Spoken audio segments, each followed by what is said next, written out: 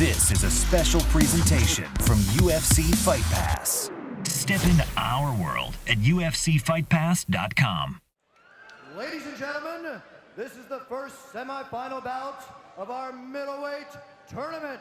Beginning with the fighter standing to my left.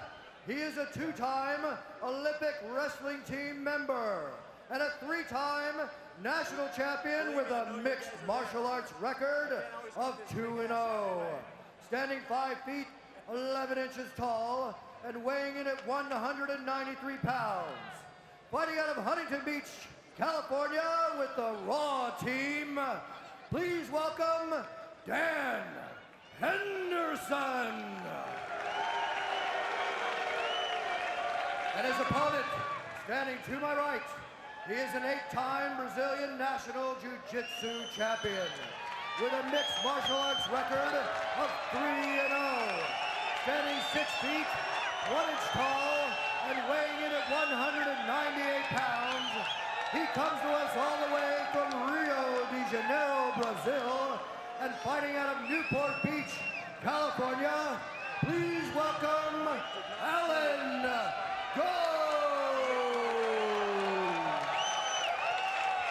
Alan Goes was quoted earlier saying people have never seen a real guard since Royce Gracie left the octagon. Once again, our referee for this matchup, the first of the middleweight tournament, is Joe Hamilton. Get ready! Get ready! Get busy! Here we go. The middleweight tournament is underway. Alan Goes in the white trunks.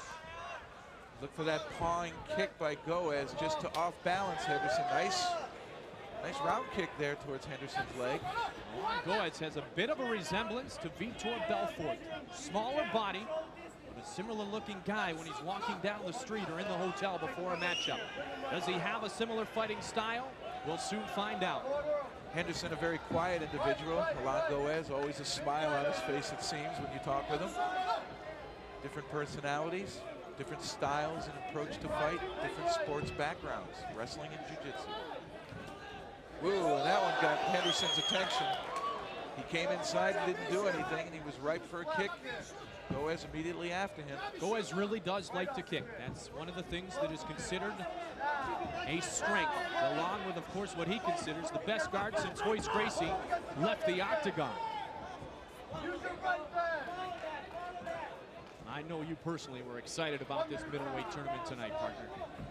This is a feeling out process. I'm trying to get into the fighters' heads here. You're right, this middleweight tournament is loaded. We've talked a lot about Henderson and Goes, but Gilstrap and Newton, the Canadian national champion, Gilstrap and Maurice Smith protege. So we're talking quality athletes here, with all of them new to the UFC.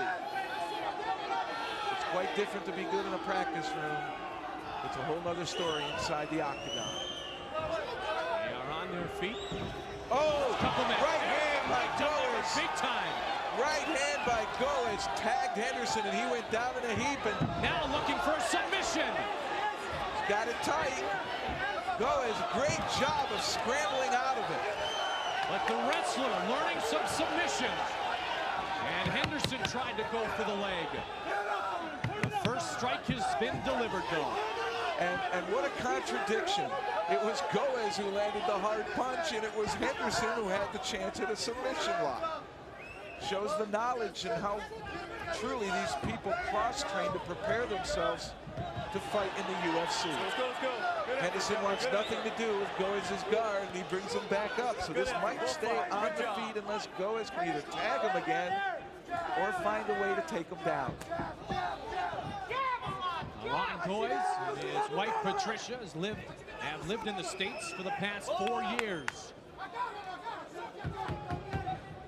And Hollywood Henderson, a two-time Olympic competitor. Now the quarters have been closed a bit. Sharp jab, now a knee returned by Goes. Good effort, gentlemen, good effort. Henderson loves the front headlock position in wrestling. That is what he basically has right here. He can choke from that position. inside tight now on Henderson. This is like a Greco-Roman match now, with Henderson having to battle against underhooks, and Goes manages to drag him down to the ground. Henderson must fight now inside of Goes's guard. Goes is very proud of his Brazilian Jiu-Jitsu background and his trainer, Carlson Gracie. And all remember the great guard of Royce Gracie. Watch Goes's legs. If his legs get up near Henderson's armpit, Henderson needs to be careful. Goes is looking for some form of submission, generally arm triangle combination, one of the two. And wrestlers have been susceptible to submissions in the guard in the past, a la Kevin Jackson, armbarred a couple of times in UFC competition. Henderson also drove Goes to the fence, and that does two things. It forces Goes' head into the fence, keeping him from moving, and that's better because then he doesn't have the freedom to whip his hips around looking for submissions. Goes keeping Henderson in his guard. Henderson trying to strike from the top, and he has delivered a couple, and they have landed. The corner yelling, pick your shot. They don't want him to punch himself out, just throwing leather at really a target that's going to be moving and the arms in the way and really not having any effect with the punches. It's better to conserve your energy and wait for the one shot that will have an effect on your opponent. Well, a lot Goes said before the fight. He knows Henderson's a good wrestler, but like a good jiu-jitsu man, he's going to play in the guard. And this is where the match is taking place right now, 5 minutes in to the first competition in our middleweight tournament. I guess you could say these competitors on a ladder that will potentially take them to an opportunity to meet Frank Shamrock for the title. He will defend his title later against Jeremy Horn. Key lock. He's looking for a key lock on Henderson's left arm. Well, not really. Henderson's got the fence with his left hand.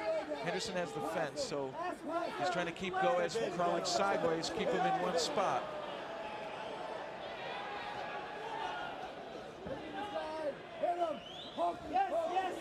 Now tonight, they continue to battle.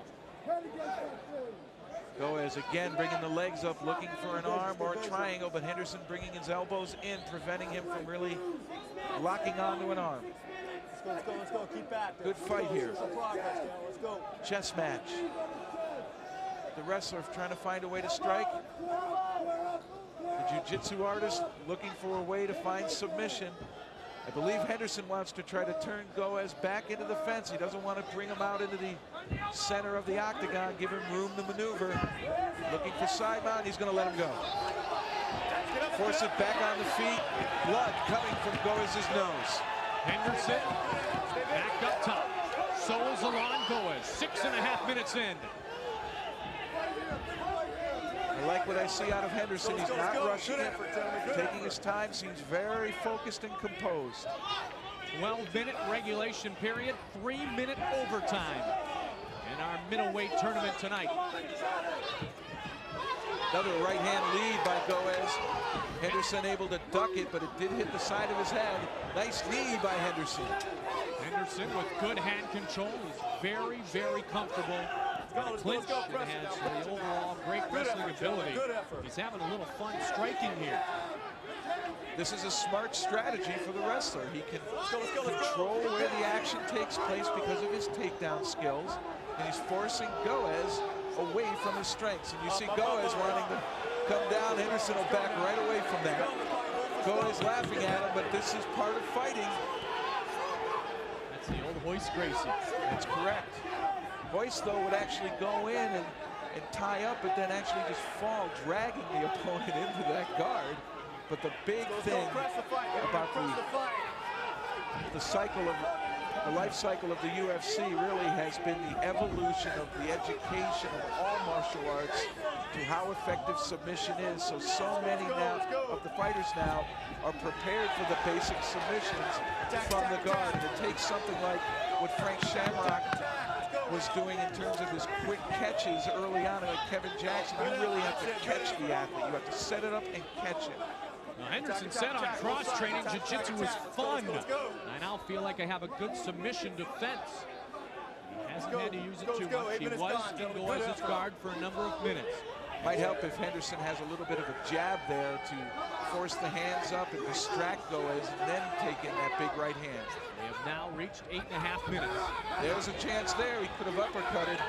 Oh, and another left hand. Now he delivers. They He did kick Henderson while he was down, though.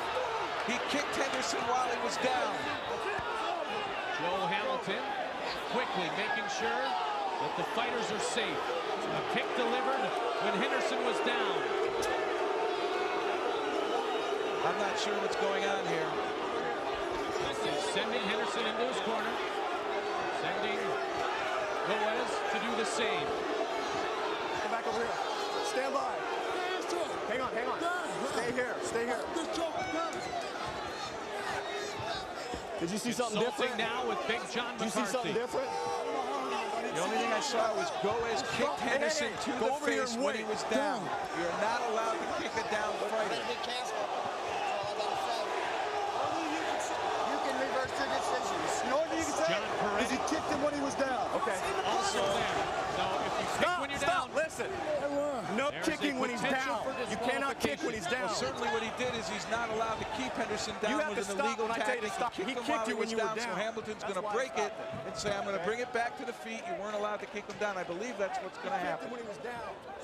And that is what the referee just confirmed to us, is that Goez kicked Henderson when he was down. That is an illegal tactic, and I guess what he's going to do is stand him up and start it from there. This side. One kick while he was down on this side. Let's watch it. Good punch by Goez, but right there, landing a kick to Henderson's head. That is illegal in the UFC. Hamilton immediately broke it and brought him back up on the feet. 10-15 into the match. We continue. Job well done by Joe Hamilton. But what again is surprising, and it was Goez who tagged Henderson with the strike. Knocked him down. That's the second time Henderson was floored by a punch from Goez. Joe Hamilton right on top of things. And then left hand again.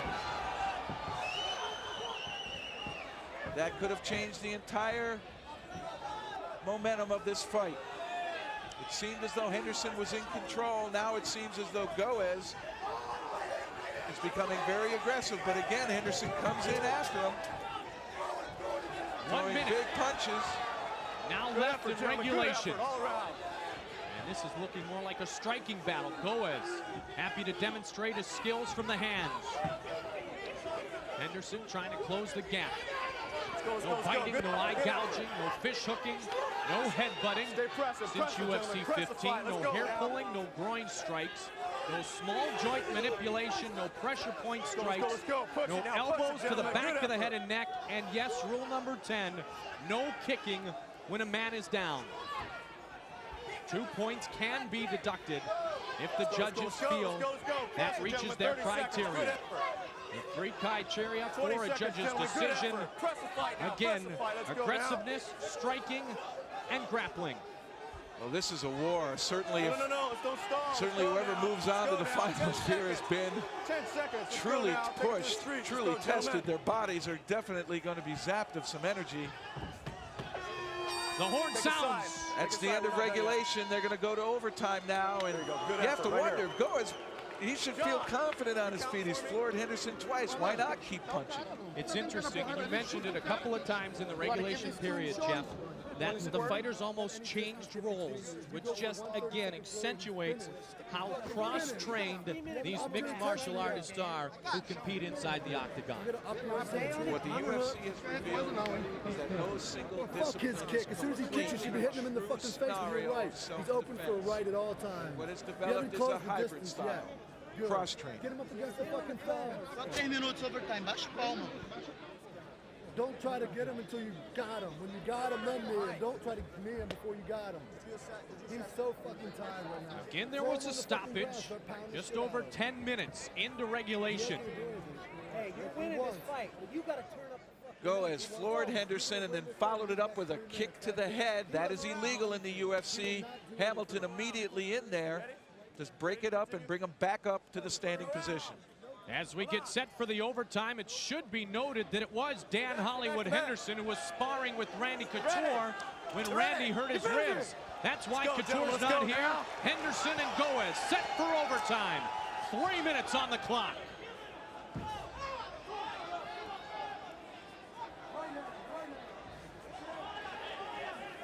Henderson drops that left hand when he throws the right. Stay on it, stay on it, stay on it.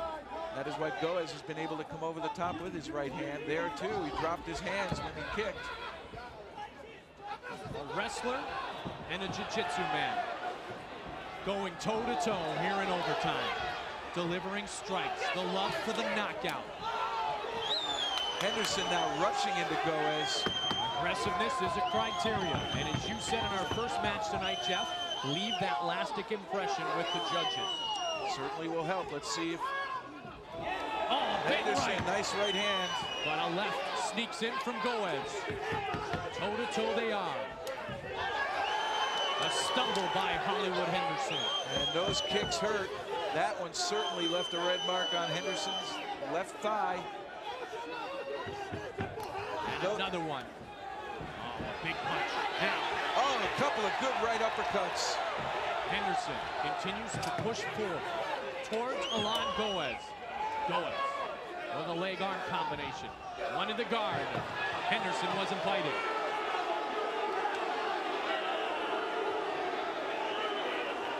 Seems as though Goes gets frustrated at times and wants to drop down, maybe to collect himself.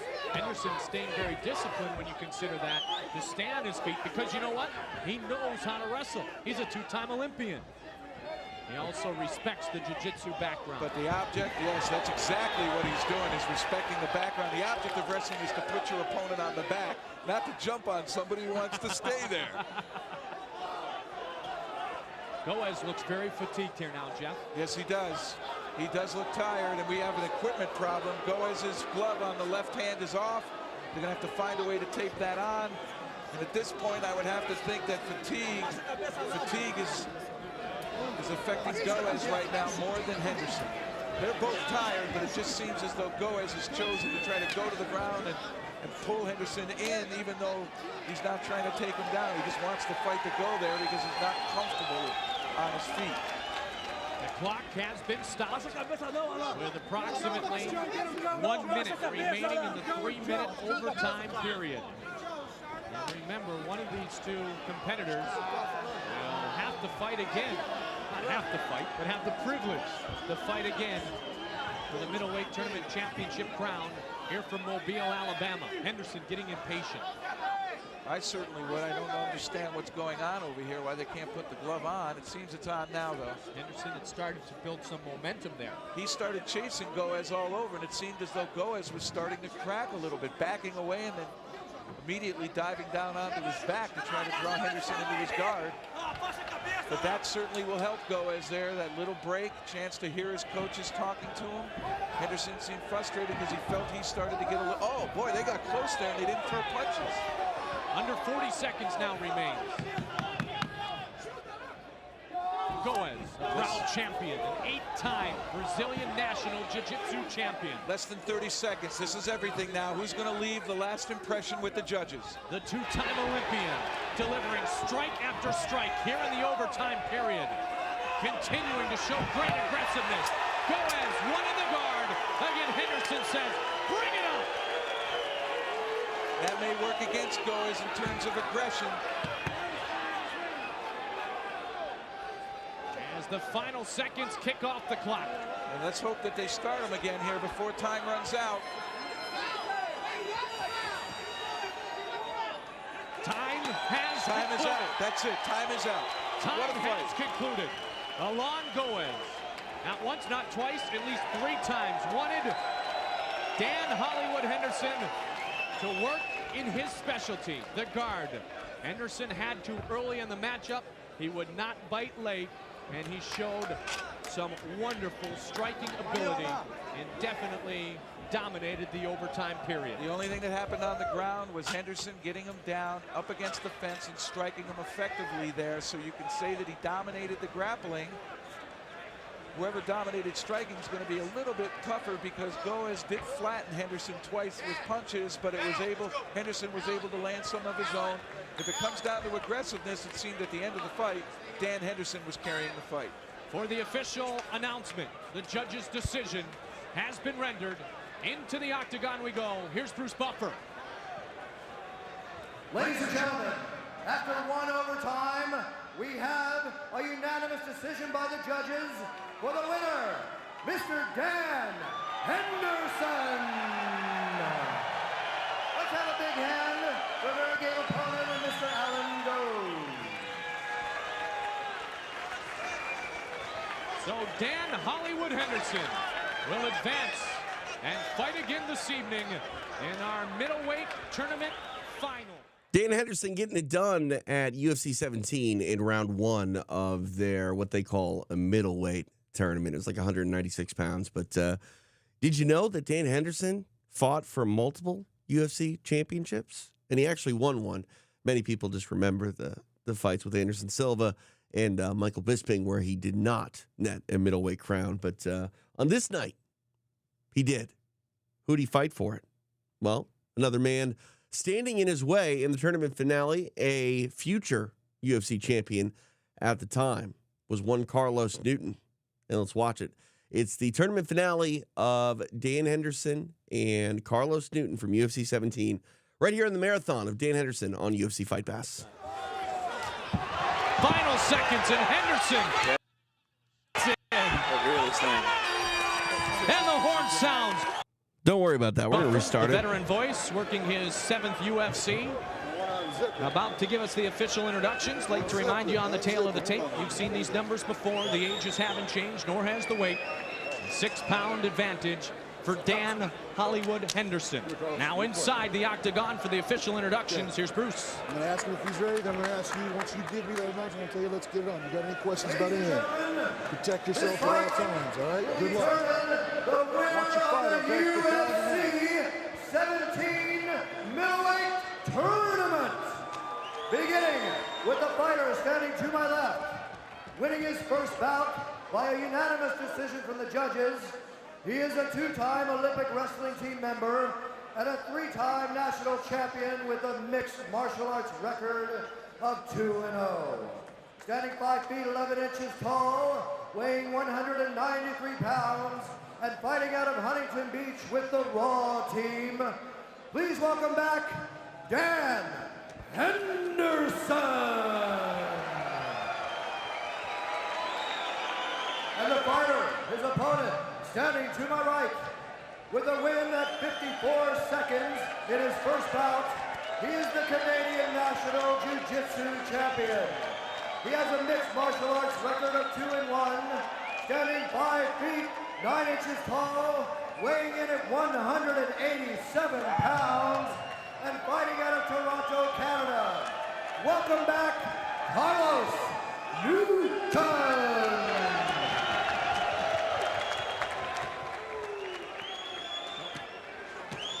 So we are getting set for our championship here in the middleweight tournament.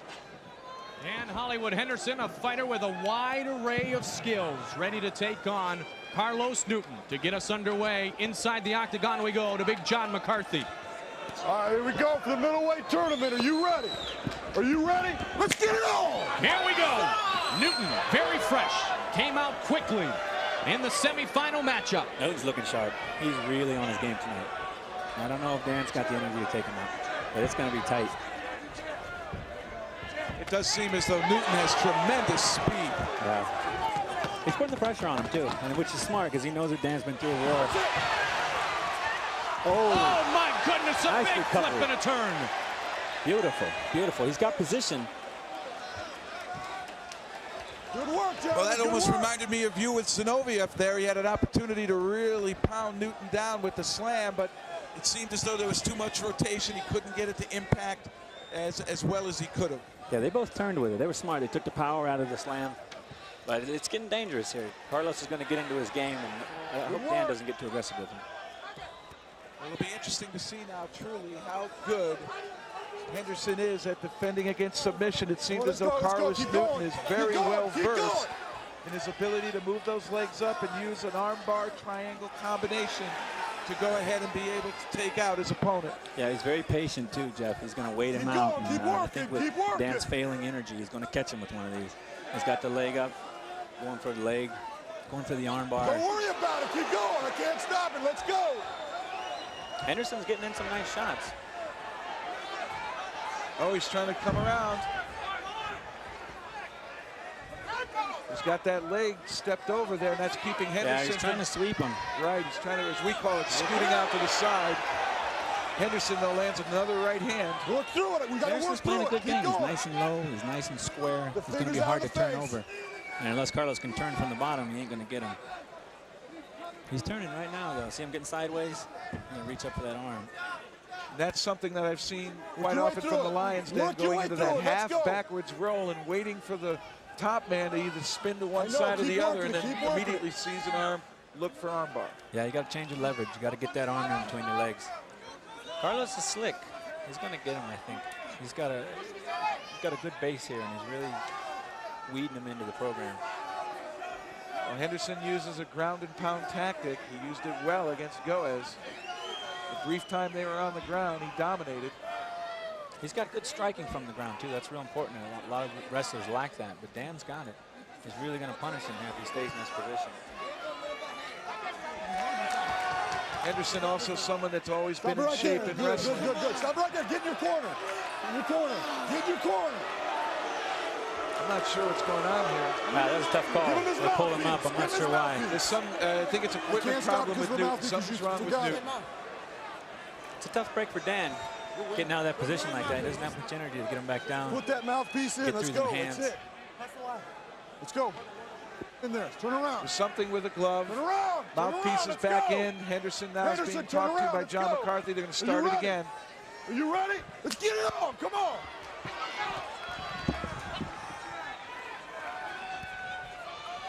Boy, Carlos is looking sharp on his punches. Oh, he's so quick. Nice takedown. Very, very quick. Newton just much faster than Henderson. Dangerous and a good job there. He held the arm. He kept him from getting to the choke. He turned his back to his opponent, but he had one of the arms tied up, and that prevented him from being able to go to a rear naked choke. That was a tight move, and then he came up punching. That was smart. Dan is definitely in shape and fired up for this game. It looks like he's taking Carlos out of his game a little bit. Making him think. Certainly keeping him up on his feet, but it seems as though Newton is a little bit faster with his hands. But he absorbed some punishment there while he was down on the ground. Oh, he took a nice shot there. Another right. A little inexperience in the punching. But boy, his grappling's smooth. Yes, he is. He's making them transitions rolling right front through. headlock there. That's Henderson's strong point in wrestling. He loves what most people in martial arts see as a guillotine choke, even with the arm in. Henderson is very powerful there and knows how to use leverage to move his opponent, and he did it well. Keep it working, doing good, gentlemen. Seems as though now the speed is being a little bit compromised as Newton now is having to absorb more punishment and the fight's growing longer. And you have to wonder, when you have a quick fight like that and you come back, that first one was so fast, it's almost as though you never broke a sweat, you never got into it. Continuous knees delivered by Henderson. Well, he needs to push Dan. He needs to push Dan if he's going to get him. Dan's just too experienced in this game for the punching. And immediately Henderson looks for that front headlock again. Nice knee there. And Henderson didn't go anywhere with that turn by Newton. Well, he's an awesome Greco-Roman wrestler. You're not going to move him around from standing. And he's in the guard now. This is where Newton likes to operate. Keep it working. Look for him now to try to get a little composure back and then start his offense again. We'll see if Henderson, and Henderson again is using the tactic of bringing his opponent in against the fence. Yeah, put him in the fence, cut off his movement. Keep it working. Cut off his submission abilities, cut off his angles, and punish him. Smart move. Dan is really hot on this one. Keep it working. Certainly having the heavyweight champion in your camp is something that's going to help you in preparation, even if it is for a middleweight fight. Work it through. Rico Ciparelli putting together a good team there at Raw. All them wrestlers are real tough. Smart, Work tough. it through. Frank. Hey, Thank you, admit sir. it. Yeah, I gotta admit it. Work it through. And really, the weak point in wrestling is lack of submission skills. You never get to practice something that can potentially injure your opponent in the sport of wrestling. Doing good. 6 minutes, 15 seconds into our middleweight tournament final. Again, we're having the pleasure of being joined for commentary by our reigning middleweight champion of the Ultimate Fighting Championship, Frank Shamrock. Former Lions Den fighter, now part of the alliance with another former champion, Maurice Smith, Tsuyoshi Kosaka, and so many fine up-and-comers. I'm sure a lot of the public would like to know, Frank, do you still train with Lions Den fighters? A couple of them. They come up train with me once in a while. We're quite a distance apart, so I'm not able to. But I got a bunch of young guys now that I'm bringing up. A little fighting brood, you know. So many people into the alliance. It was a great comment made by you, Frank, and Maurice, really, when you first started to work together, about how you both felt like you had some new toys to play with. That's great. You with the striking, and of course, Maurice with the submissions. Frank, I'm sorry, Jeff, how truly difficult is it for the people at home watching to remain patient when you're in the guard? I know that's something you have to do, but for those who have not experienced the fights that you have, it seems out of a concept of my mind how you can remain patient when somebody's in your face trying to pound you. Yeah, it's hard. The guard is a very practiced defensive position. And there's just so many outlets and submissions and everything, and it's a big riddle. And to stay patient while someone's punching you, you're being punched out or whatever, is very difficult. Henderson continuing to land shots to Carlos Newton. Is he going to back off? Is he going to strike again? McCarthy asking Newton if he's okay. He is, and they're back on their feet. We have fought now for 8 minutes. Good This fight. is a great fight, yeah. This is great. I think Newton's inexperience is going to come out here if he goes a little bit longer. He's getting in unknown territory. He's not sure what to do, how to finish him. Henderson has been able to take what should be good position for Newton with the takedown into something that works for him, going with that front headlock, what we refer to in wrestling front headlock, which is more of a guillotine in martial arts, and then being able to use that leverage to get out from the bottom. Through it. Come on. Very unusual. Haven't seen a lot of that yet, but that just happens to be one of Dan Henderson's strengths in Greco-Roman wrestling, is that front headlock. And now it looks as though it's Henderson here who has maybe punched himself out a little bit. His hands are down. There they come back up. I think that last kick hurt him pretty good. He sunk that in deep, right with the shin. Caught him right on the left part of the knee, didn't he, Frank? Yeah, Carlos would be smart to go back to that, because Dan took a few of those from Goez and kind of wore that leg out. And it was that same leg, Henderson's left leg. Henderson does look a bit fatigued. Remember, he had to go the distance. 12 minutes and a 3-minute overtime already tonight to defeat Alan Goez. Henderson, I think, did punch himself out a little bit inside of his guard, Carlos Newton's guard. Carlos needs to seize this opportunity right here and just take it to him. I agree with you. Oh, he's connected there. Now he's going after it again with the left. Down goes Henderson. A strike down. Looking for a submission potentially. A spin by the wrestler. And Goez striking from his back. Pardon me, Newton continues to strike. Interesting. This looks exactly like a wrestling hold here. Fighting for a takedown. You wrap the opponent's leg like that to keep him from spinning behind, but Henderson now a little bit more in control now with a side mount, but he's not doing anything with it, and he's catching strikes to the side from Newton. I think he's tired himself out. I think he's just trying to hang on, wait for this time to pass. He's got about 1 minute and 50 seconds still to wait, Frank. 12-minute regulation, 3-minute overtime. I think he's going to stall and try to hang out. He's got to catch his wind. He's go. I know you're tired. He's gone too hard for too long. Newton would be smart to take advantage of this opportunity right now.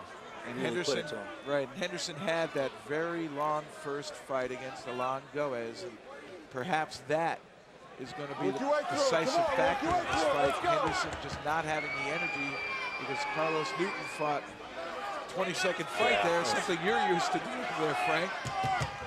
Well, Frank and Dan Hollywood Henderson have fought before. Henderson said he wants Frank again to demonstrate that power against our champion. Dan is really impressive on his conditioning and on his strength.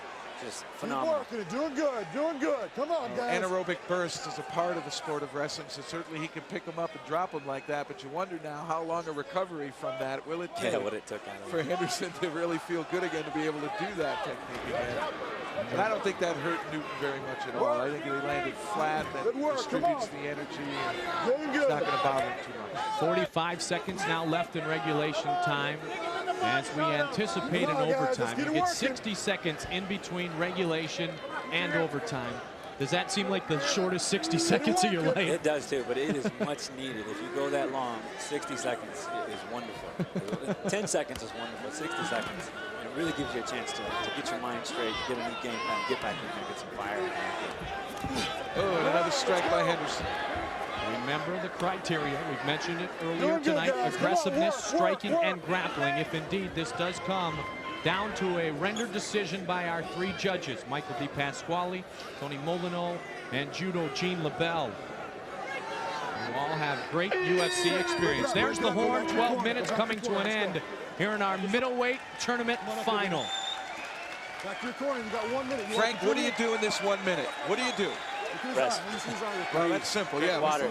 Get a good game plan. This is where your second comes in, because you're not thinking about it. You usually don't know how to finish the fight. You need some outside help. Really get your focus back in what you're doing. And, I mean, getting that breath really helps. You have no idea. Frank, your corner's barking at you. They're saying lots of things, but you're totally fatigued mentally in this situation. Are you hearing what your corner says? If you've been training, you're hearing what your corner says. If you've been working with them, they've been telling you the same thing over and over and over. They know the game plan. And all you need is just a second opinion. It's like when a doctor getting a second opinion. You may know what you think you need to do, but that second opinion is so helpful. Is there a feeling of security being around the people that train you, feeling comfortable, knowing you're secure there? Definitely, definitely. When I fight, I try to go to my corner to fight, because they're there. They can help me. You know, it's a big part of the game. Work your way over there. Get over there. Comes in, you time up. Advice from the champion, Mike. It has worked very well for he and Maurice Smith, and not just a great respect for each other's abilities, not great, just a great partnership, but now a great friendship with Maurice Smith. And the alliance is up and running, and so are these two for overtime. Carlos Newton, 21 years old. Dan Hollywood Henderson, 27 years old. Carlos still looks fresh. Yes, he does. Wow. Looks like Middleweight tournament final. He's got some snap left now. Henderson looked good, though. When he turned around, he had a good composed face. Question is, though, it's okay to feel all right, but do you have the energy to put your hands up and use it? Yeah, body won't do it. What are you going to do? He can have all the mental power you want. He got that knee up high. That shows that he's feeling pretty good about that minute rest, doesn't it, Frank? Yeah, he's really, Carlos is coming out strong. He's really kicking. I think he can catch Dan with a kick if he keeps working him. Work the leg and then work to the head.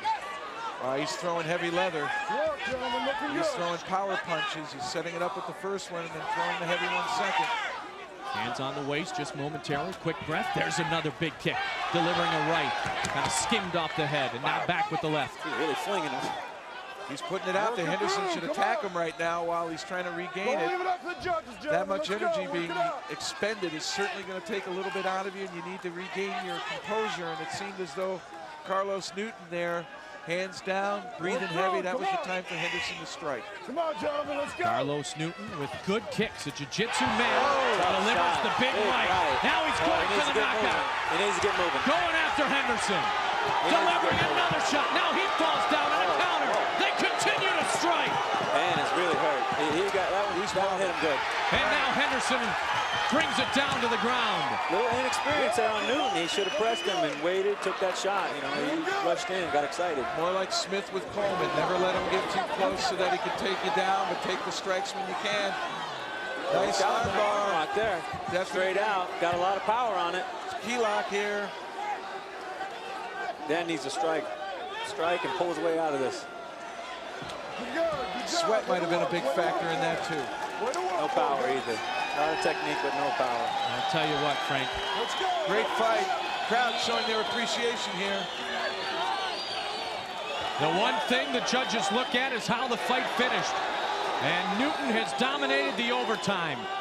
He now has Henderson in his guard with just over 30 seconds remaining. Henderson can leave the last impression here if he can connect on a few strikes. The middleweight tournament title on the line.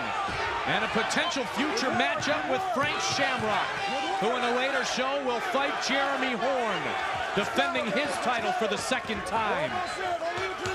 The question, will it take longer than 26 or 28 seconds? Well, I certainly hope not. I certainly hope not. Final seconds, and Henderson getting a couple of shots in. They're really slaying. And the horn sounds. What a tremendous middleweight tournament final here tonight from Mobile, Alabama. Wow. These guys are earning their money. Okay, baby? Yes, they did. Certainly Henderson's put in a lot of minutes for his money. Outstanding job. Stick here in your nose real quick. Frank, we got to ask you, who do you think? Give me the towel. What do I think? I think Newton. Outstanding. Newton seemed to dominate that. Seemed to dominate. Seemed more technical. Dan just fresh. Dan would have beat him, but he was just too much. You recover fast. Very technical. Newton was very technical. The strikes were a little crazy, but he went in. He went forward. He kicked. He punched. He kneed. You know, he did everything he's supposed to do. He also landed the big punches late in the fight, as we mentioned. In the overtime, Carlos Newton kind of bringing down the big tree with the legs, and then late in the fight, delivered the big blows, Jeff. I think Henderson dominated early. He was able to score when he got him up against the fence, but he seemed to punch himself out, and from that point on, it seemed to be Carlos Newton who dominated the action. Well, you shake each other's hands on a great fight. Great respect shown inside the octagon. Here's some of the big blows late. Boom, with the big, right on the temple. Wow. And that dazed Henderson. Right here is really physically unable to defend himself. He's a little wobbly. Newton should have stuck back and waited his time, took his shots. Could have done more effective damage to him. The judges have rendered a decision for the official call on who will be our middleweight tournament champion. Inside the octagon we go. Here's Bruce. Ladies and gentlemen, after one overtime, the judges have a split decision. Starting with Judge Gene LaBelle, Carlos Newton. Judge Tony Molinex has it as Dan Henderson. And Michael DiPasquale has it as Dan Henderson, with the winner and the UFC Middleweight Tournament Champion, Dan Henderson. Well, Dan Henderson gets it done at UFC 2. No, there's not even a 2. It's not even a 1. It's just UFC 17. Man, long time ago. 1998 is when it went down. Henderson gets his hand raised, defeating both Alan Goez and Carlos Newton. Now we're going to go to his Pride run. Pride debut as the undefeated man that would go on to be known as Hendo takes on the Axe Murderer. Wanderlei Silva, the first of a couple chapters with the future Pride middleweight champ. Sit back and relax. It's a marathon of Dan Henderson as he takes on Wanderlei Silva here on UFC Fight Pass.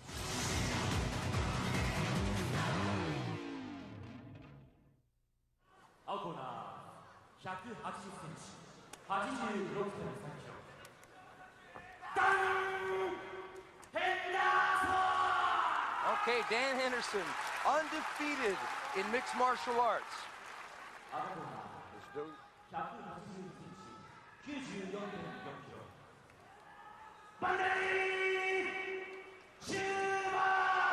Wanderlei Silva. Oh, this guy is very intense. He's very focused here. Look at those eyes, boss. Man. And here's the stare down. It doesn't look like Henderson's buying into it. He's kind of smiling, thinking, okay. Wanderlei's thinking, boss, this is going to be a war. Look at this.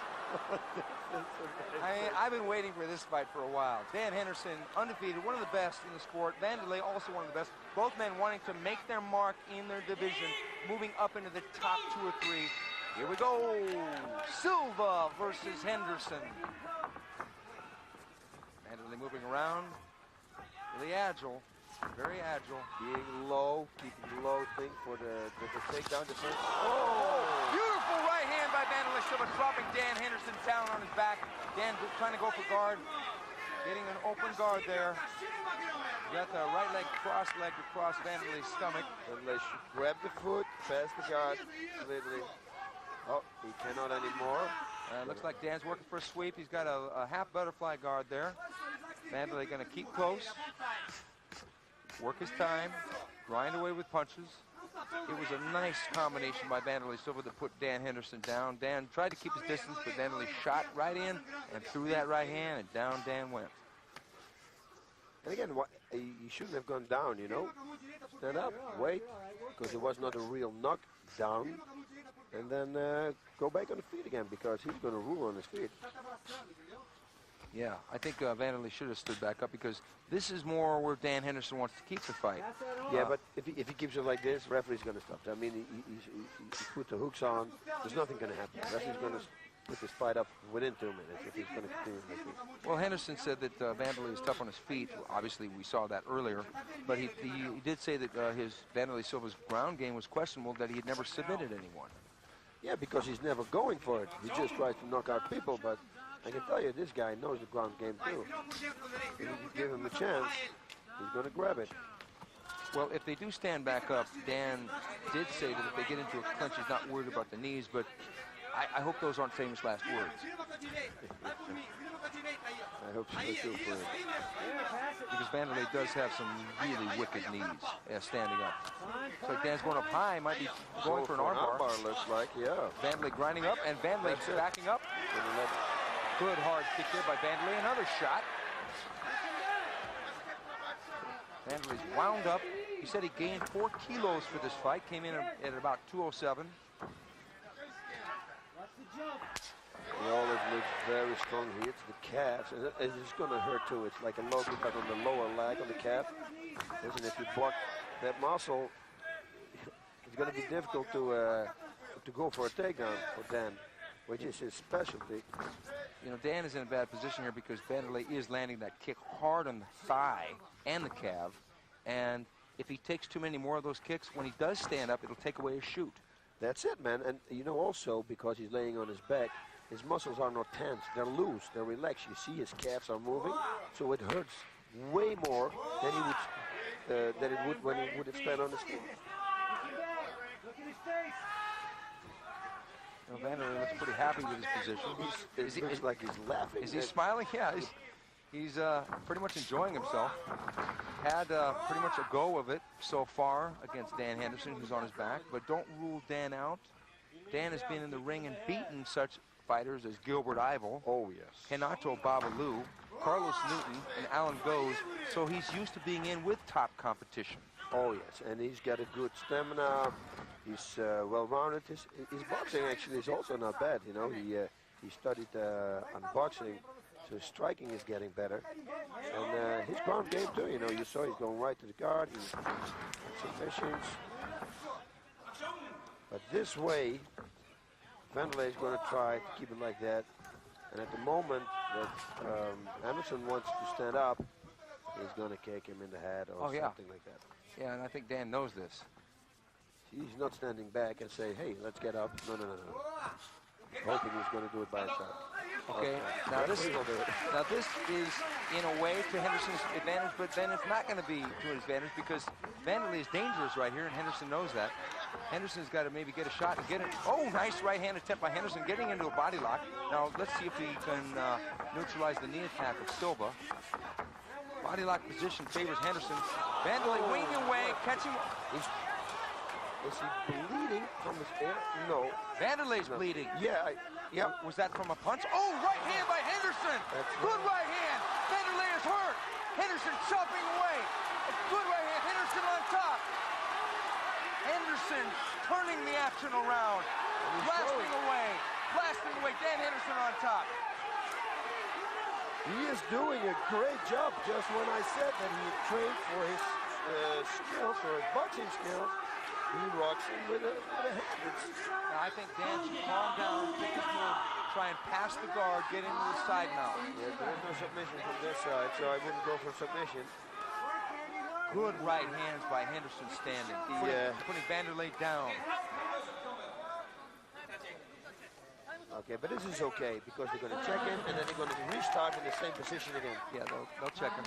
I hope for Vanderlei that the cut is not that big because it looks like it's big. That was a great punch. It was not from a headbutt, it was from a punch, and his eye is swollen. You know, it looks. You mentioned that Dan Henderson could box a little bit. That right hand was a Rocky Marciano right hand. 10 seconds after I mentioned he's doing it. It's amazing. You know, he turned this one right around because Vanderlei was in control up until then. But, you know, Dan, he's got such heart. You got to love this guy. Oh, yeah, and he was smiling. Here it is right here. And they're trading punches. Vanderlei caught him with a good shot, but Dan can take a shot. And Dan winging the right hand. And here it is again. Dan Henderson going and throwing the Hail Mary punch.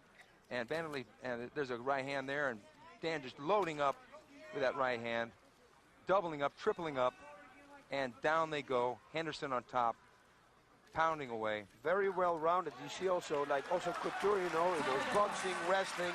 These guys are smart, you know, to become wrestlers, learn how to box, learn how to do submissions.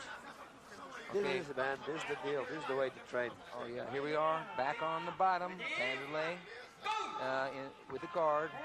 Dan Henderson. Dan said that if he can get Vanderlei down and in the side mount, that he feels that he can submit him. Oh, God. I was in their gym last week in the Raw gym. I don't know if you ever been there. Unbelievable. Beautiful.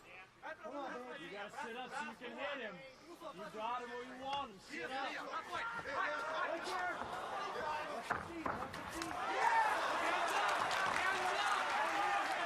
Yeah, Dan Henderson back up. You know, but this favors Vanderlei, and Vanderlei's been cut before. Vanderlei's been stung before, even against Guy Mesger in Vanderlei's last fight. He did sustain a cut, but then he took Guy Mesger out. But Henderson is just coming right in, and there's that knee from the inside. Henderson chopping away. Vanderlei flurrying up and nothing landing.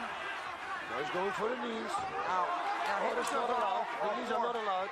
Yeah, Henderson was on all four, and knees were not allowed. Yeah, that's unfortunate. That is a rule. If you're on all fours, you cannot knee the opponent in the head. And Dan seems to be pretty hurt from that.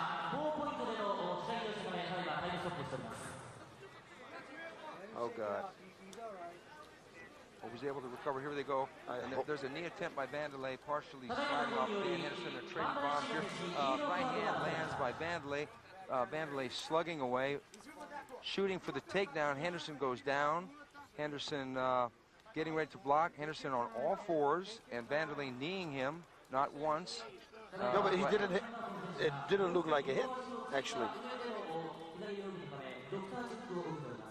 I would like to see it again.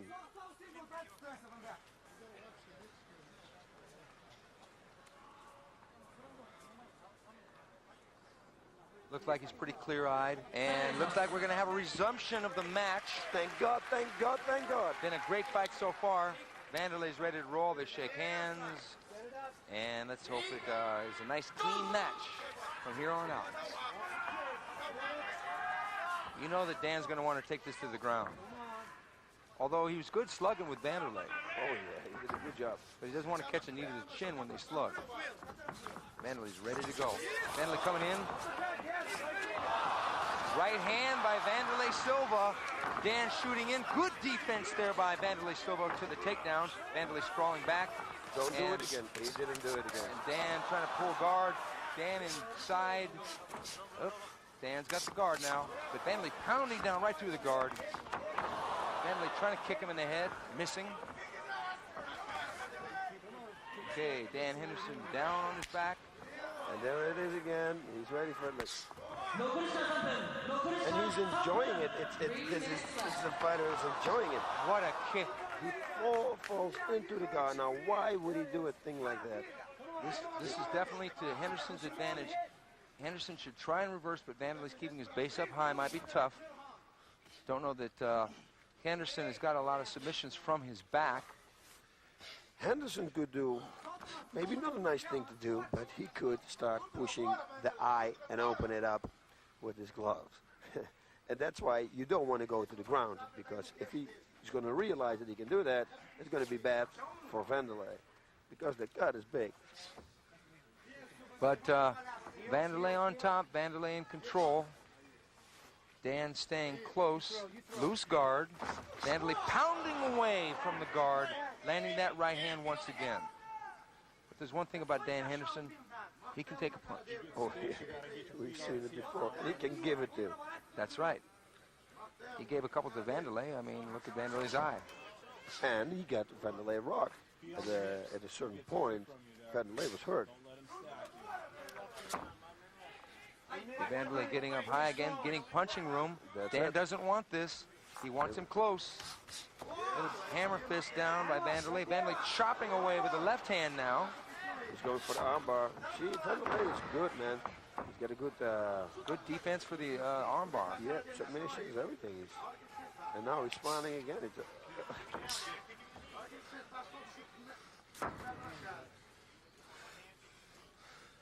Well, this has been an interesting round, but Vanderlei has reestablished control, and that kick was a cracking kick. A stomp kick there by Vanderlei. I don't know if it landed cleanly, but Vanderlei back on top. Vanderlei in control. He is doing a great job. He's really starting to take look, he's got the mount position. Oh. Boss has got the mount. Now I want to see what's going to happen. You know, Dan he should go body shots also. Body, body, body, body. Dan has really got to make a move here, because if he starts to get grounded and pounded. Oh, right hands by Vanderlei Silva. Vanderlei holding Dan by the neck, pounding down. He has to work because he's got like 30 seconds left. Really got to get busy here. Boss, would he want to turn his back and try and buck and hook? Because No. He should go to the guard. It's real easy right now for Dan to go to the guard. Vanderlei trying to stop him, stomping straight down. And they're warning Vanderlei for grabbing the ropes. Vanderlei just having his complete way here with Dan Henderson in a striking mode. He is laughing. I've never seen. He's really enjoying it. It's like, you know, and he got paid for it. What a business. Another stomp there by Vanderlei Silva. Oh my God. Dan Henderson really having a tough time in round one from strikes. You know, he had a few moments, but then Vanderlei just turned up the steam, and he really was starting to hurt Dan Henderson. Oh, Dan is hurt. He's falling back into his corner, while Vanderlei looks fresh, smiling, real confident. God, man, what a guy, huh? You know, he really, I mean, here's the exchange here. Vanderlei with a chopping right hook really staggered Dan Henderson, and Dan shooting for that takedown again and getting almost this takedown. But Vanderlei, look at that defense, boss. Perfect defense. Get the underhooks, everything, pushes his hips out. I mean, I wish that I had a defense like that for a takedown. I mean, you know, I got to say that the training for Vanderlei, he says that he primarily trains in jiu-jitsu and Muay Thai, but recently he started practicing wrestling. Is that right hand? And the wrestling training has paid off. Look at that. Look at that jump move, and he spins around, and then he underhooks. And Dan knows to make a move because he doesn't want to get kneed on the top of the head again. Beautiful. You see Dan is trying to go for that armbar for 1 second. And here he's chopping away with that roundhouse. And there's the stomp kick. Oh, right on the side of the head. That landed. That landed on the temple. It grazed off. It wasn't a direct hit, but it's still. That's going to rock Dan.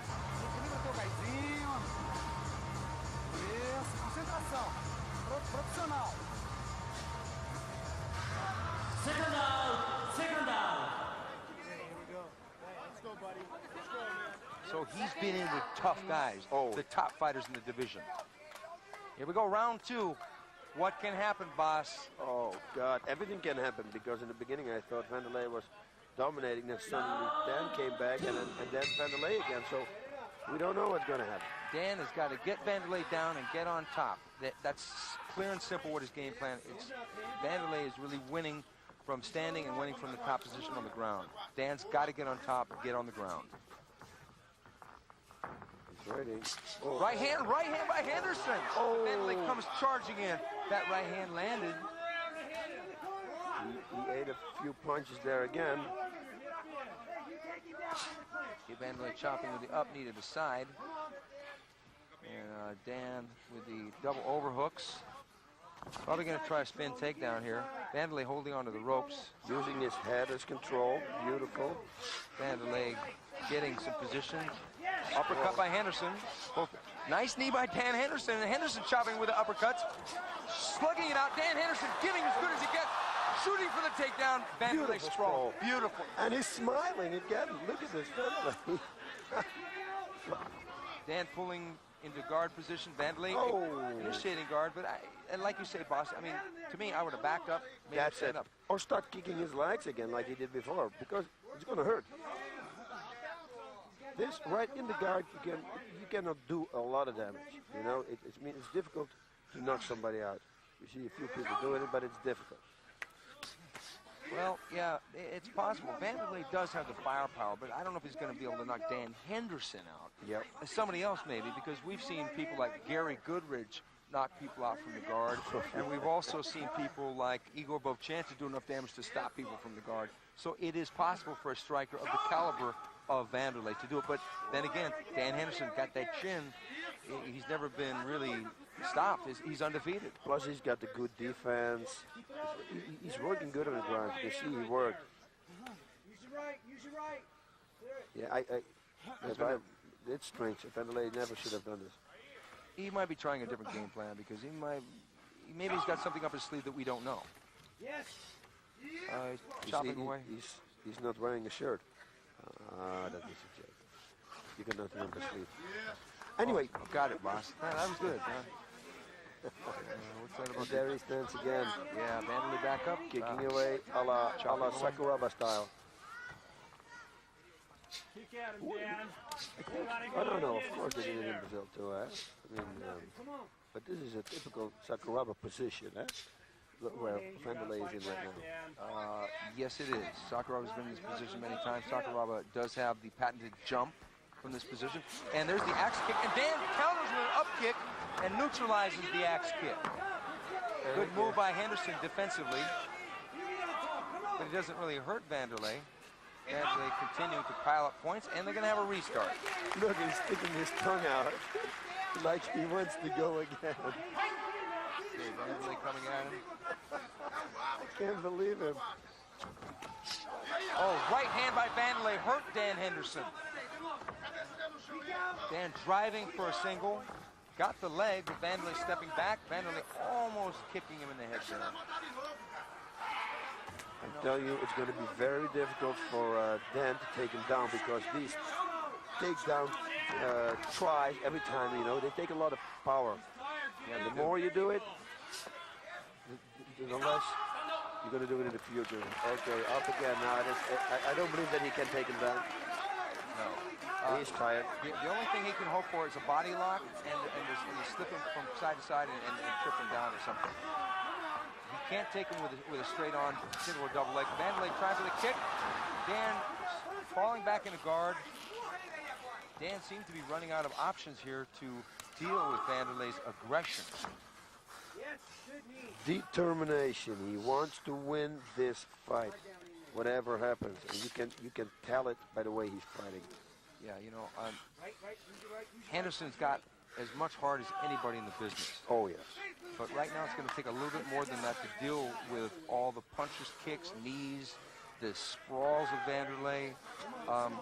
I think Vanderlei has really improved his defense because if anybody could take him down, Dan Henderson could. Yep. So if Dan Henderson can't take him down, who in the division is going to take him down? Maybe Sakuraba, maybe. Yeah, I should have stayed up.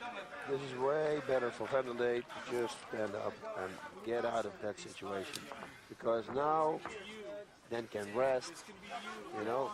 You don't want him to let him rest. You want to get busy. It doesn't look like Vanderlei is getting any more tired for the wear, you know. Kick him in the kidney. There you go. Keep those shots up. Those hurt. Keep kicking him in the kidney. That's the one. Yep, they're laying there. If they stay like this, one more minute, the referee probably will put it up. Because yeah, unless Dan does something, if Vanderlei doesn't initiate a lot of ground and pound attack, the referee will restart them standing. Okay, we're halfway through the round, folks, and it's been all Vanderlei Silva. Dan just doesn't seem to have a lot of options to deal with Vanderlei. Vanderlei is pretty much staying on top, staying in control. Dan has yet to get Vanderlei down and get on top of him. that's the only thing, the only way that he can win the fight. forward like a shot, plunging in suddenly like he did in the beginning, and then continue doing it. But right now, it doesn't look that good. Well, at least he's not sustaining a lot of significant damage, so he's resting here, maybe thinking what his options could be. If they restart, he's got a better chance of getting on top of him than he does here, because it doesn't look like he's got a chance to sweep Vanderlei or roll Vanderlei. No, you're absolutely right. And you don't know, man. You know, they come up with a surprise suddenly, pop, boom, you never know. But there's no indication that a surprise is coming. No, I know, but I would never rule it out. Here we go, restart. Yeah, it's about time, because there wasn't a lot of significant damage. Dan seems to be, you know, it looks like they're getting a yellow card for. Okay, they're both getting a yellow card. This is not for no action. For no action, like we saw in the fight before. Yeah. They're both resting. Okay, Vanderlei with a kick. Deliver. Dan trying to drop that right hand. Oh, Dan walking into a punch, and Dan back down in the half guard. This is better for Vanderlei. He should push himself away now and then start throwing bombs. He has to do something, because he had also... No, they cannot let him lose. I mean, it was only one yellow card. He's ahead, but there's no way they can let him lose this fight.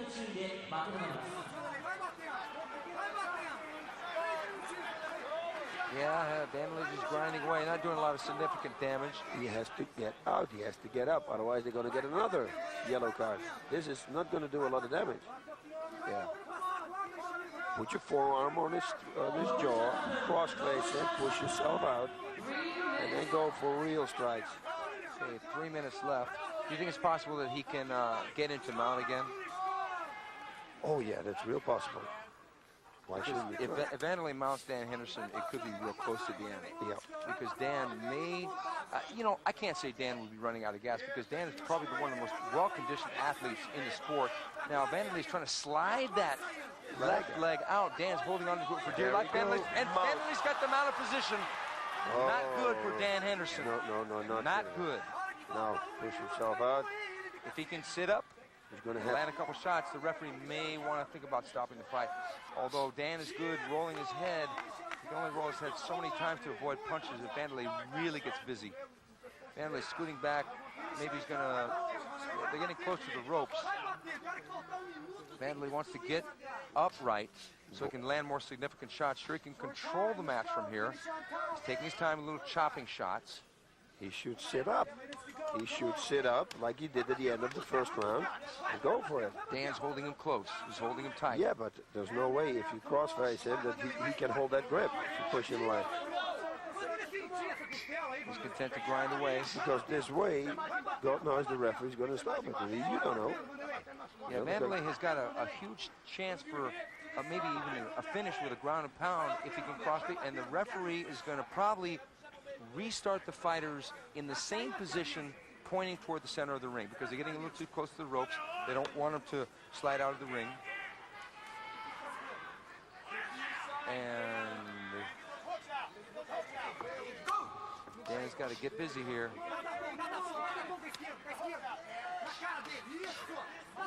What can Dan do here, boss? He can't do anything. What he's doing is the smartest thing for him. Holding him, because otherwise he's going to get punched. He can't turn him, he can't twist him, he can't do anything. Yeah, because if he lets go of the hands and tries to push the knee back to past the mount, then he's going to be susceptible to punches. This is what Vanderlei should have done before what he's doing now. Cross face out. Yeah. Maybe he's just biding his time. 1 minute left in the fight.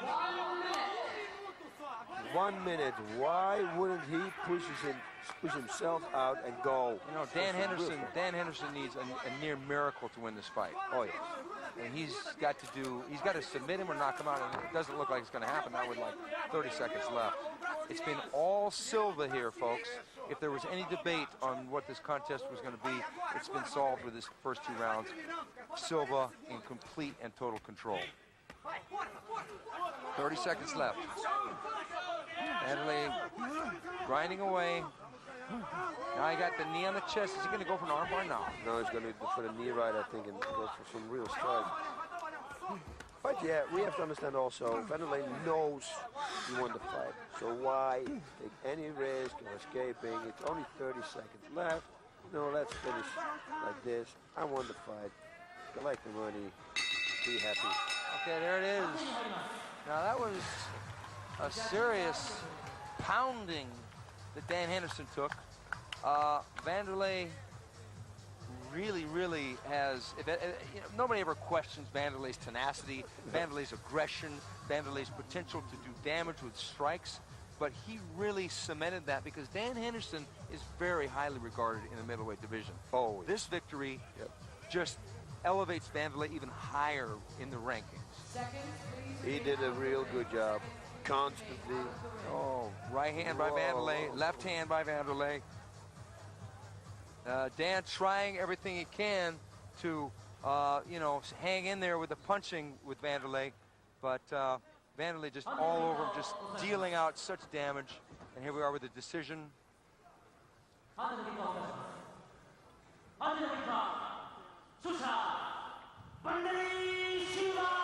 no surprise to us. Vanderlei Silva by unanimous decision over Dan Henderson. To Dan's credit, he did go the distance, and he was hurt bad a couple times. Oh, yes.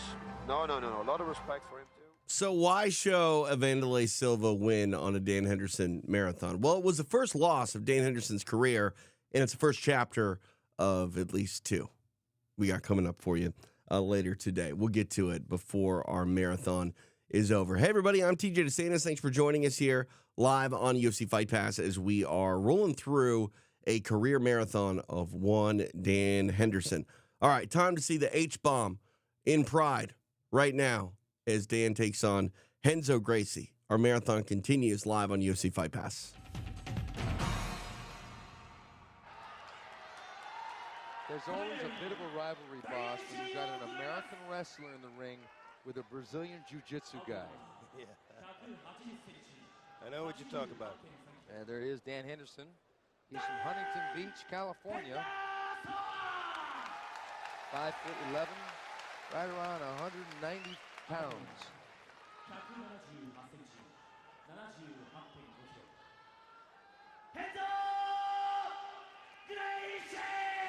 A lot of people give Renzo respect because he gets in there against the best fighters. Oh, yeah.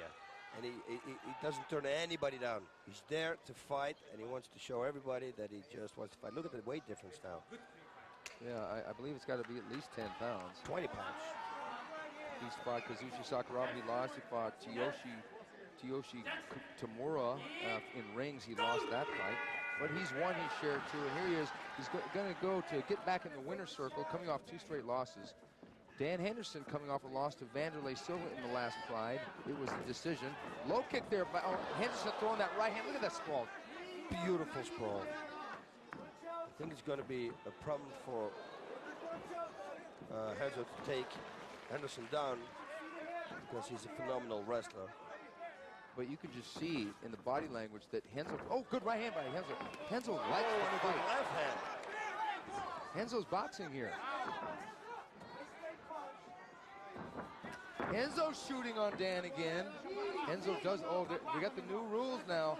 The person in top control can knee the person facing down on all fours. Yep, I think it's a good rule. You see, Enzo wants to fight on the ground, and Henderson gets up, which is very smart. Yeah, you know, Henderson has got a real sneaky, kind of unorthodox right hand, but it put Vanderlei Silva on the deck. And Dan Henderson can take a punch too, but they're trading here. This is going to be a fight. Who's going to have the most stamina? Henderson landing the knees there. Standing back up, knee to the head there. Nearly. He just missed a hair. It seems like Renzo Gracie is getting the worst of those punching and kicking exchanges, although that did land. Oh, knocked out, knocked out. Renzo Gracie has been knocked out. I'm not sure if it was from the shoot. Was it a knee to the head? Let's find out. I don't know. It was like he He was sprawling, and he pushed his head on the ground. He hit his head on the ground. I think that was the thing that knocked him out. It looked to me like that. Let's see it in the rerun. Oh my God. Okay, it's 1 minute 40 seconds. Jesus Christ, we got it in a total of like 6 minutes. We had 4 fights, and the complete total fighting time is like 6 minutes. He's okay, there he is. He's fine. Looks like he's gonna have a little bit of an Excedrin headache there, and that's not a plug for the product either. Renzo Gracie been knocked out in 1 minute 40 seconds in the first round. Dan Henderson back in the winner's circle. Oh yeah. And he had only 1 loss. All the rest of his fights he won. And that loss was to Vanderlei Silva, who's definitely one of the most dangerous fighters in the middleweight division. Oh yeah. No question. Dan took a lot of shots in that fight. He didn't take many in that, and he was getting the better of the exchanges. You see, Henzo is asking around what happened. I think he hit his head on the floor when Henderson sprawled. And with the hip movement of Henderson, maybe he helped it extra to pound his head into the ground. We're waiting for a replay here. I really want to see it. And here we go. Henzo shoots, and it looks like there was the right hand already. It was a right hand. Was it right uppercut? Oh, yeah, it was a right hand uppercut. Yeah. And Henderson knows he's knocked out. He didn't want to deliver more blows than necessary. It looked like a right hand, a right uppercut. It's right there. Oh, it was a right uppercut right on the chin. It was right on the side of the jaw, under the ear, and then he cracks again away with a right and a left to finish the job. But Henzo's out. He knows. Dan doesn't want to hurt him. No, Dan's true gentleman. 90cm, 90 kilo. Dan Henderson! Once again, Dan Henderson coming into Pride after a remarkable fight in December against the Pride heavyweight champion Antonio Nogueira. Henderson did lose the fight, but gave a superhuman effort and probably gained more fans in losing than he could probably in winning any other fight. Yeah, it was like a, what was it, 35, 40-pound weight difference, and he did unbelievable. A lot of people think that Shungo Oyama is in over his head in this match. Yep. But will Dan take him lightly? We shall see for round number 1. I don't think so. I think Dan is always there to perform. He's got the better hands. Shungo cannot take him down. There's that right hand again. There it is. It doesn't look good here. This does not look good for Oyama. This could be a quick one, folks. Oyama's in a shootout with the wrong guy. Whoa! Oh, man. Henderson dropped bombs there. Henderson can't get too crazy here. I could have swore that Oyama was on the verge of being knocked out there. Yep. He took those shots. Anderson took a shot too. If you look at his nose, he got one right in front of the nose. It looks red. But Oyama took all the shots, especially in the beginning. But then further on in the exchange, a lot of punches were missed by both of them. Yeah, I think Henderson's got to settle down here and pick his shots. Well, he almost picked a shot there. Different kind of shot. Ooh, I like that left kick of his. That's the 3rd time he's landed it. Yep, and it's just set up for his right. He keeps his head a little low. Could be dangerous against the southpaw with the left high kick. If Oyama had a left high kick. Oh, so Oyama back in the mix, getting busy. Henderson getting him locked up, and this is where Henderson is so good in that upper clinch. Yep. There's going to be a... Oh! But look who took who down! Unbelievable! And a knee to the head! Shungo Oyama surprising everyone by taking it right to Henderson. Wow! Henderson gets the takedown. It was such a hard takedown that the screens here on monitors were shivering. Yeah, so far this match has surprised everyone here at Yokohama Arena. Shungo Oyama took what looked like it to be a knockout barrage, came back, took Dan Henderson down, landed a knee, and now Henderson has forged a takedown of his own. Henderson is probably thinking the same thing Nogueira was thinking when he fought Henderson in the last fight. What is this guy doing? I thought I was supposed to blow this guy away. Wow. Who would have thought, huh? It is a surprise to me so far. Oh, yes. But Dan has been in some wars, so, and this is what he wants. Knees to the head now. That's exactly his game. There's the first one. And the second one, not that hard. You better load up on those.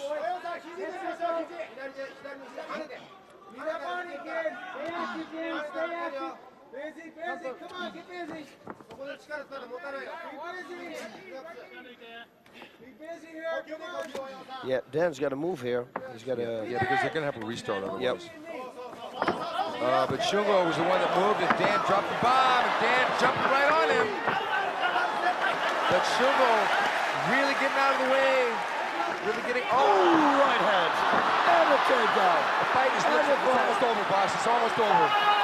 There it is. It's over. Whoa! Great match that was. It was short, but it was sweet. And Henderson was met force by force for a minute by Shungo Oyama. And it was 3 minutes, 27 seconds.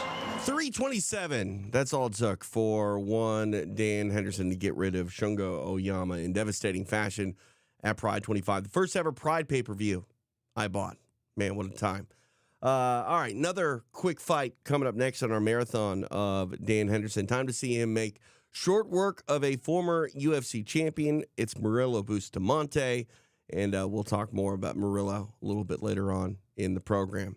Live here on UFC Fight Pass, this is the Dan Henderson Marathon. Dutch gloves underway again. Don't go to the ground. This isn't doing the thing. We'll fix it. I promise you that. Gloves underway There we go. again. Don't go to the ground is the advice for Dan Henderson that El Guapo is throwing out there. Yep, nice low kick there. You should watch out because he can grab it. And you can see he's leery of that. He didn't want to go too far with that right, thinking that the arm could be grabbed by Bustamante.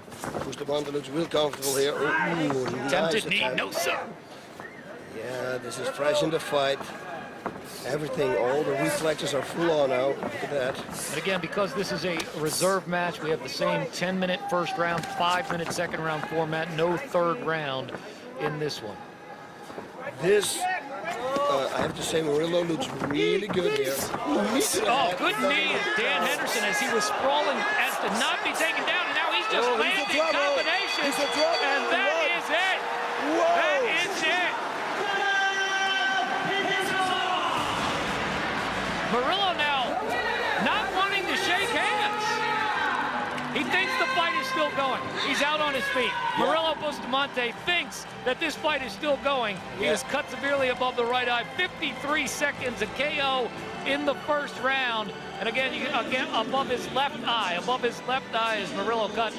But Dan Henderson did a great sprawl there so to not go down, and boom, with the right to the left eye, and then the combinations kept coming. Yes, it was unbelievable. It was perfect. You saw the corner there, Randy Couture.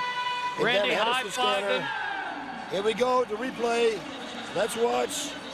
Now watch as he gets out right there with the sprawl boss, kind of Knee to throws the head. him. Boom. Knee right there. That put him out. Yep, and now he just starts wailing. No, Murilo wasn't doing anything back. He wasn't defending himself, so the referee stopped it. He cannot complain about this. Throws him. There's the left knee. And then he was out right there with the left knee, and then the right cut him above the left eye. But that left knee was it, boss. Look at this, Oh, man. Tell me we don't need knees to the head of a grounded opponent. Dan Henderson makes short work of former middleweight king Murilo Bustamante, or Bustamante, whichever way you would like it. We're going to see more of Bustamante or Bustamante later in this marathon. That was a tournament reserve fight for Pride's middleweight Grand Prix back in 2003. And now we're going to fast forward to Pride's welterweight Grand Prix as they look to crown a king. You hear welterweight, you think 170. No, it's technically 183 pounds in Pride. But Dan Henderson, a factor at 183. he goes for gold. He's got to fight 2 times if he wants to secure a title opportunity at Pride's year-end Shockwave show. So first up, it's Akihiro Gono. It's Pride Bushido. It's a Dan Henderson marathon here on UFC Fight Pass. And has in fact bought himself a pet shark, boss, and sharks have...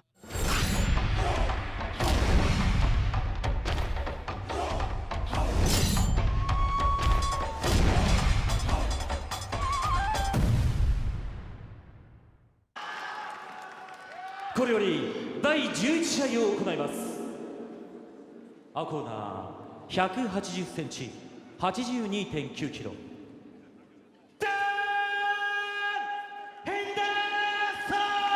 Dan Henderson, 35'6", 183 pounds, now 8-4 in Pride Fighting Championships. 176センチ、82.9キロ。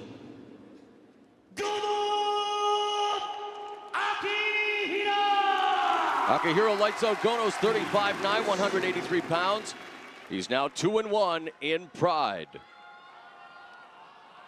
So your thoughts as we head into this, the first of 2 semifinal welterweight tournament matchups, boss? Well, you said it before, Dan, very fresh, but I have to say Gono, after his last fight, looked very good too. And he for sure is going to have his second win here.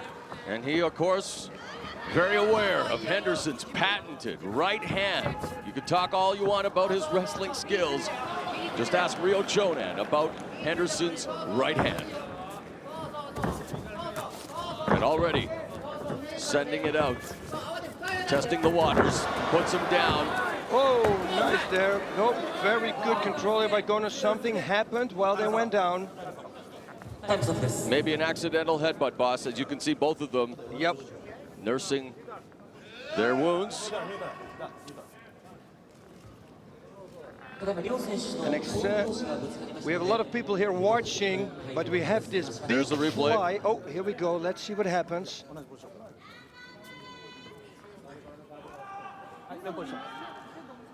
Yes, I think the last one, it slid off on Kind of the a side. burn, but almost there. And but it's good. Nobody got it's similar to what we saw, except not as damaging from Fyodor Emelianenko and Antonio Rodrigo Nogueira last year's heavyweight tournament. Of course, Henderson really wants to erase memories of what happened in the middleweight tournament, his loss to Antonio Rodrigo Nogueira. So far, so good in this tournament. Second fight of the night had the close guard of Akihiro Gono. Yep, but now see what he can do with it. Akihiro Gono, I said it in the beginning, in the first fight, he is tough as nails. There we have the shoulder strikes of Dan Henderson. It's a patented move of his. We see him always doing it and using it. Training with Team Quest, one of the better American teams.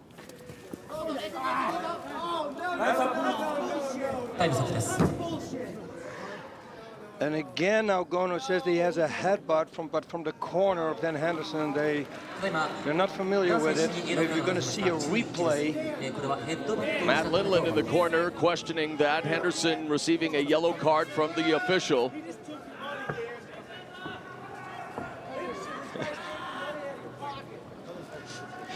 Well, if you can pick it up, we'll allow you to listen in on that. But Henderson now, you look at the replay, boss. Yep. I couldn't really see it. Let me see it again. Yeah, but it's very soft. That was not a headbutt. Some gamesmanship being played there by Akihiro Gono, but in any way, you'll try to get whatever advantage you can. And they're back on their feet now, and Henderson maybe feeling like the caged animal that's been poked one too many times. What do you think that's going to do for a guy like Henderson, though, boss? When you see something like that, your opponent, it's all about respect. Of course, you're trying to be exhibiting your skills, and something like that happens, and you get a yellow card right off the bat, 10% off your purse. The thing that he shouldn't do is get angry over it, because you cannot fill your head right now with anger. You need to be focused. And everything, every little piece of your brain needs to be totally focused into the fight. Look at this. They're slinging it out. Gono, as you can see, very light on his feet, stays out of the reach. Body shots here by Dan. Oh, yes. He's got a lot of power, Henderson, coming in with those combinations. Just really measuring Gono. A lot of respect also there from Henderson, as you can see, because his hand is up constantly, so he knows that Gono has a good left kick. Gono stabs him with a body shot, just really trying to test the waters. Yes, that's like seeing the reaction. If he hits, if Henderson will bring his hands down, then the... Catches him with that left. Yeah, that's another good weapon. And the knees of Henderson, of course, very effective too. Man, those are devastating strikes. The lefts and the knees delivered by Dan Henderson on Akihiro Gono. Whoa. Just constant movement by Henderson. Open half, well, closed half guard now. But he is really taking it to Akihiro Gono in the early part of round number 1. Yep, this is a good position for Dan Henderson. Half guard, he can do a lot from here, especially with his powerful hands. But Gono, I just wanted to finish it. He's so tough. He can take so much punishment. So you do not want to unload on him with everything that you have, because if you don't have anything left after that, that could be a problem against a guy like Gono. He made a less than conspicuous debut at Bushido 2, losing to Mauricio Shogun, but boy, has he ever improved dramatically. Akihiro Gono coming off a hard-fought win over Crossley Gracie at Bushido 7. And of course, the victory earlier tonight to advance to the Final Four, the welterweight tournament. Here we see Dan, wants to go to the other side. He wants to get the mount or the side position, of course, because he likes to rain down those knees. But Gono thinks, you know, I saw you before. I'm not going to let you pass my guard. Almost looks like he's looking for that guillotine over there, which is going to be very difficult to pull off, especially with the gloves and in this position, because Gono's head is already leaning forward, so he cannot slip underneath the jaw. Nice elbows. We saw Minowa doing the same thing to Phil Baroni. Then Henderson should do that more, elbows to the thighs.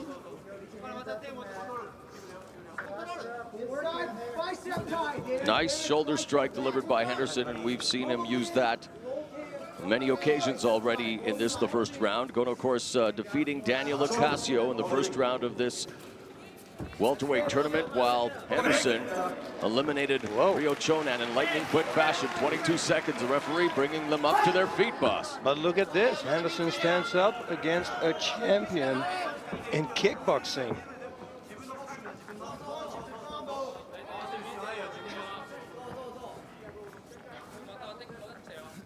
You can see in the background there, sitting in the front row, momentarily, well-known Hollywood actor Mickey Rourke, who is here at Pride Bushido taking in the lightweight welterweight tournament as Henderson unloads. Mickey Rourke, a big fan of Pride Fighting Championships, taking in the action ringside.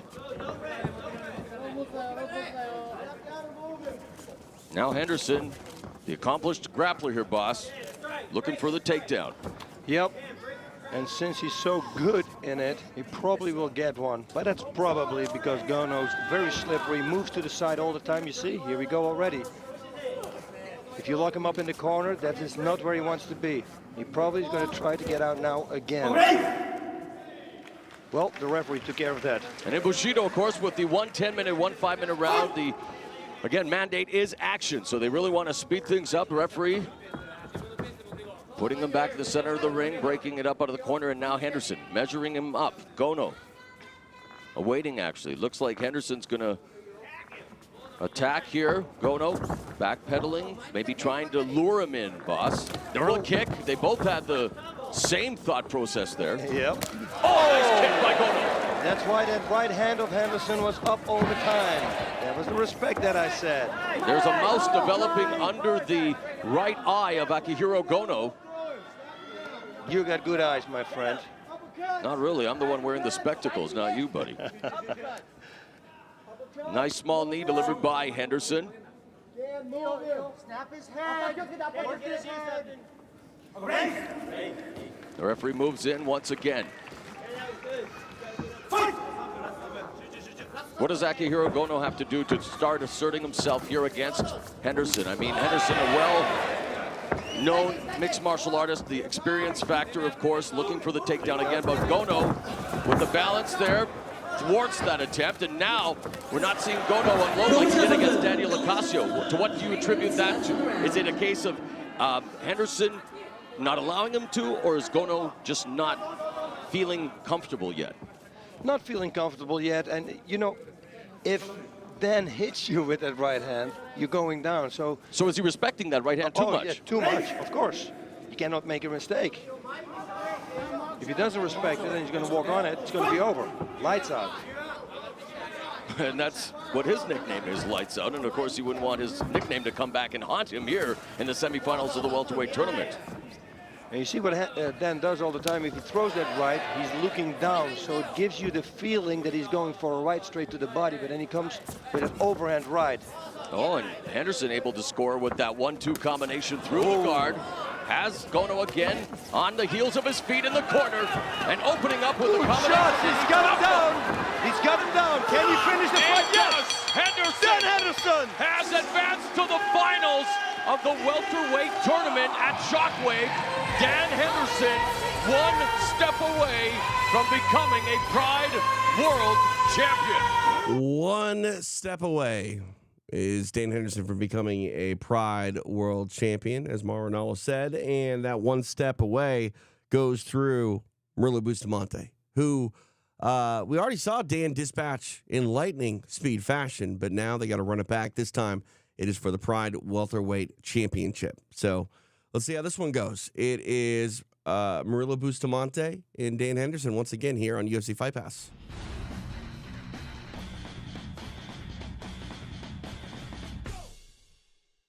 両選手の国歌を推奏します。皆様、ご起立をお願いいたします。Ladies and gentlemen, please stand. And now it's time to rise and respect the playing of the Brazilian and American national anthems. First, the Brazilian national anthem.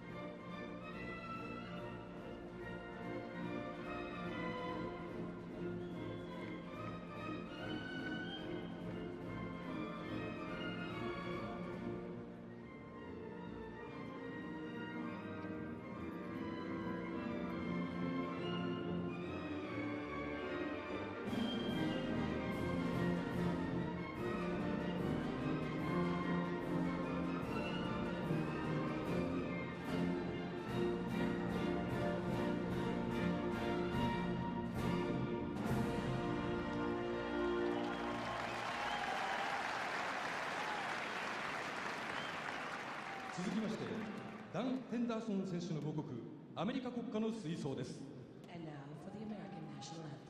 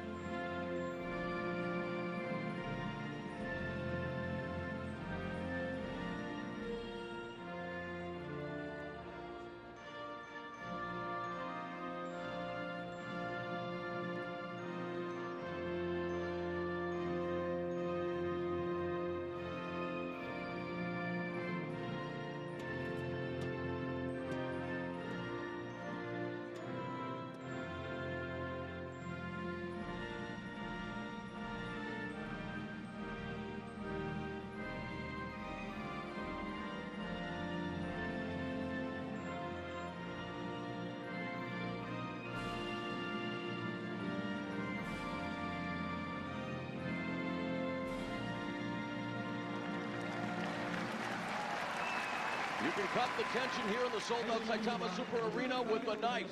Everyone looking forward to this, the final of the Bushido Welterweight Tournament. 185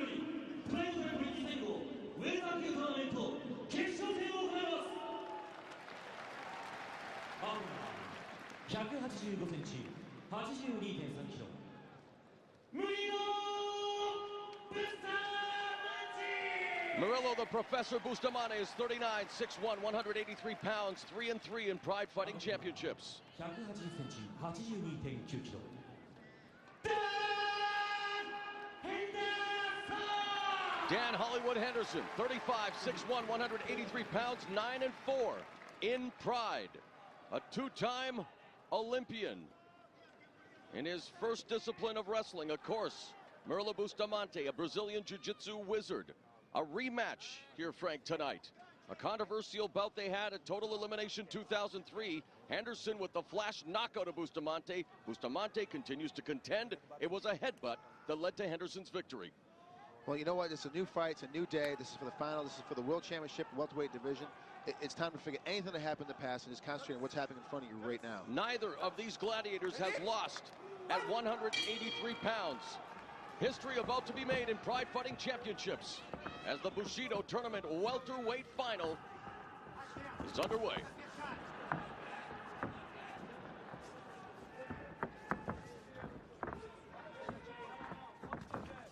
Talk about Bustamante's submission skills. A nice knee delivered by Henderson, missing with that trademark right of his. But Bustamante, let's not forget, very proficient at boxing as well.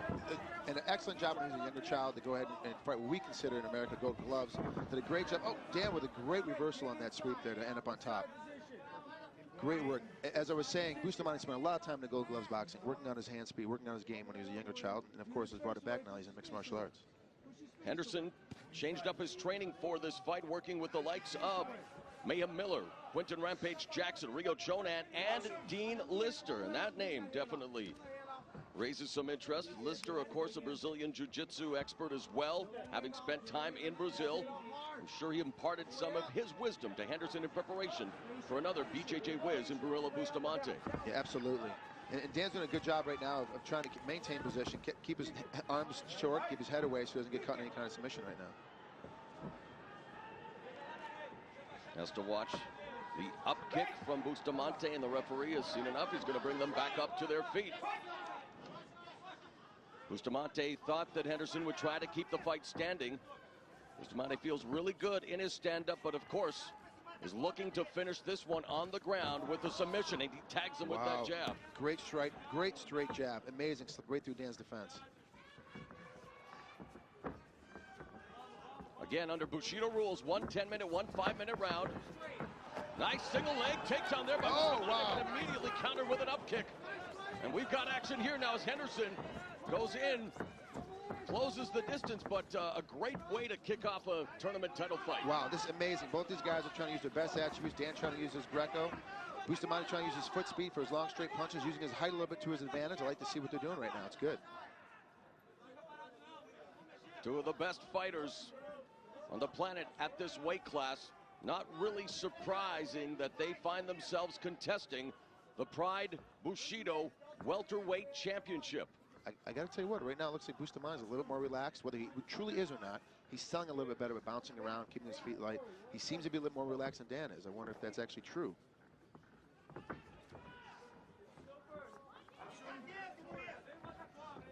Members of Team Quest instructing Henderson to circle. The good takedown defense there. And again, a highly decorated American wrestler. Talked about being a two-time Olympian. Everyone remembers Dan went to the Olympics in the sport of Greco-Roman. Let's not forget, he had a good college career at the Arizona State University as well, so he understands how to defend the leg attacks as well. You're right, he was a 1988 USA Junior Oh, he's got a guillotine champion. locked in a little bit. Bustamante just pulling him in the corner, but yes, looking for that guillotine, now releasing the grip. Actually, you have a litany of titles when it came to Dan Henderson's college wrestling career. And now parlaying that successful wrestling background into a very successful MMA career as well, as the referee now calls for the break.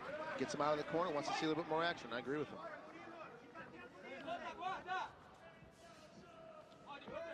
In 2005, Brazilian top team celebrated its 5th anniversary. You can imagine the celebrations if Murillo Bustamante were to cop the Bushido welterweight tournament title. Nice inside leg kick there, delivered by Henderson, trying to distract Bustamante, but Bustamante did take the bait. Bustamante doing a great job right now of ducking Dan's right, staying right outside of Henderson's right hand, right outside of his left hook. He's doing excellent work right now.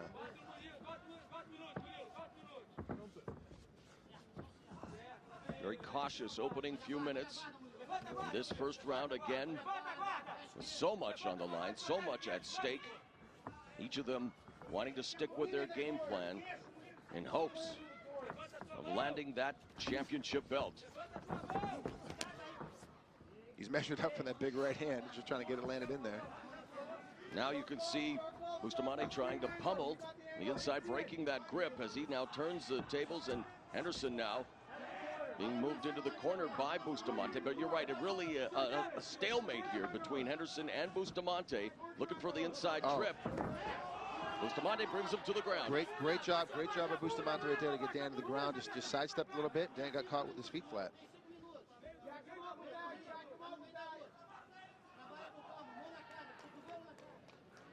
Henderson doesn't want to be here with Bustamante. He definitely needs to get up right now. He needs to get off the ground right now. We're halfway through round number 1, and again, under Bushido rules, 1 10-minute round, but only 1 5-minute round added on to that. So again, the mandate is action, sustained action. And you're right, Bustamante definitely in his domain here against Henderson. Is again the ropes. They're trying to extricate Henderson. As you can see his right leg between the roll. Now, yes. Yeah. Henderson's in trouble here. He's got to move a little bit. Great job at getting back out. Oh, excellent work. Up kicking, good. Got great separation. Good job by Dan. Great job by Bustamante, too. Really trying to use Danny's precarious position against the ropes to get into a full mount. And you see the smashing effect of that kick there by Bustamante missing, and that is a playbook, a page out of the Brazilian playbook. And there's a kick by Bustamante. Henderson, nice heel strike to the thigh. This is turning out to be an incredible fight. In positions, I thought this would be a completely reserved position right now. I thought Dan would be on top, Bustamante would be on the ground doing the exact same thing that the other guy is doing. How many times have we seen that before in the highly unpredictable and wonderful world of mixed martial arts? And that's what it's all about. Another kick by Bustamante. Henderson swiveling underneath, but you're right. Henderson needs to get back up on his feet. His best position is on his feet against Bustamante right now. He needs to tire him out a little bit more by getting on his feet, getting a little distance, and trying to get a couple left-rights in there. Bustamante looking to cross-face, breaking the grip of Henderson. Needs to pass that half guard and go to work like an artist on a canvas. And indeed, he's painted many Brazilian Jiu-Jitsu masterpieces on the canvas known as the Pride Ring. Nice knee strike there by Henderson. Good job. Henderson's doing a great job of using some really strange positions to score some good points. Bustamante, of course, always incredible on top. Tight hips right now, looking to dig for that arm. And looking for the arm there. Possible attempt at a key lock, but Henderson very aware, constantly moving on the bottom. Now some right hands delivered by Bustamante. But you're right, not used to seeing Henderson on his back in the butt scoop position with a guy like Murilo Bustamante up top him, and there he takes out his base. Missed with that attempted body kick again. You can tell that both these fighters are veterans. As now Henderson looking to employ leg lock, but you can see that there's no wasted movement. Everything is done with pinpoint precision. Everything very methodical. Trying everything that they do is a setup for something else, or that's the exact position they're trying to get into. It's just amazing to watch these two guys work. 2.5 minutes remaining in round number 1. Bustamante going back to work now in Henderson's butterfly guard. He's got to push. Dan's got to get some separation in here. Bustamante needs to try to go ahead and pass that butterfly guard right now and get into side control. Henderson looking for the sweep, but Bustamante good balance and positioning there now. Now on his feet looking to pass the guard, and you can hear his corner, Brazilian top team, telling him to do just that. But now Henderson with those low up kicks, and that can take out a patella tendon quick. Oh yeah, absolutely. He catches that just above the thigh a little bit. It'll definitely give you a couple of knee problems here later on in the evening. All right, both fighters now back up on their feet, and let's see what Henderson and Bustamante are able to accomplish here. Henderson feinting the attack. Nice counter left there by Henderson.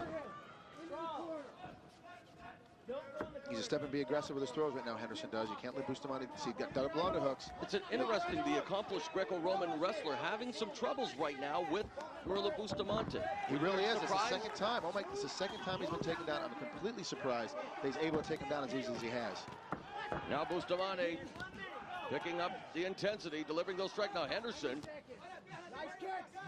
I want to say maybe maneuvering for an arm triangle there, but in Henderson's playbook, submissions aren't the biggest thing, but he has great submission defense. Again, looking at a leg attack there. But again, who knows? Working with the likes of Dean Lister, you're going to pick up a lesson or two in BJJ. He really needs to get back up to his feet. He's got to move his head away. 45 seconds remaining now, the final minute of round number 1, and the referee once again is going to bring them back up to their feet. We've seen Henderson in the past, again, suffer from different ailments. I mean, his conditioning is always peak, but you saw that he was quite slow to get up, but maybe just playing possum, because here he is on the attack right now. He does look a little tired right now, and I'm really surprised to see it. You kind of see in his face, the way he's holding his head. He seems to be just a little bit tired right now, and I'm kind of interested to see what the deal is with that. Bustamante now working from the bottom and actually has a chance here to sweep.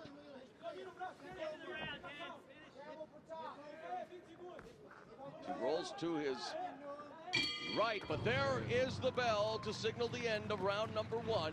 And an interesting 10 minutes it was, but I guess if you want to use the analogy, both of them taxing the runway, looking for liftoff in the second round, Frank. Well, both these guys need to start doing what they know a little bit better. You know, Bustamante was scoring with the straight punches. He needs to keep using those straight punches. Dan is only throwing one punch at a time. He's either throwing a big left or a big right. He needs to try to do a couple of 3-4 punch combinations to set himself up. On the bottom, I need to see Dan move a little bit more. He tends to be happy to be sitting down there. As you can see, one of those straight punches sneaking right through right here on the replay right now. Nice. Dan didn't right get his hand. hand across as well, but it's still, you know, he was active there earlier, but as we got later in the round, he wasn't as active, and he spent a lot of time in this position. Oh, man. And that was just one of 2 kicks that he took to the head in that position. You know, I'd like to see him move a little bit more and get off his back.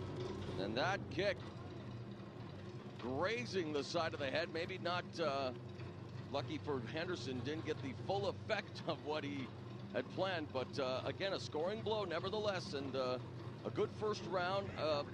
Again, the fight is judged in its entirety, but who would you give the advantage to in that opening 10 minutes? Got to give it to Bustamante right now as a whole. He just seemed to have to do a little bit more damage with those head kicks. He seemed to be a little bit more aggressive. Took Dan down twice, which was unpredicted. You know, didn't think he was going to be aggressive on his feet like that, and got Mr. Henderson down to the ground. And right now, I just got to give the lead to Mr. Bustamante. For you trivia buffs out there, Henderson knocked out Renzo Gracie at Pride 13, the first time a Gracie had been KO'd. Of course, Gracie's known for their style of Brazilian Jiu-Jitsu.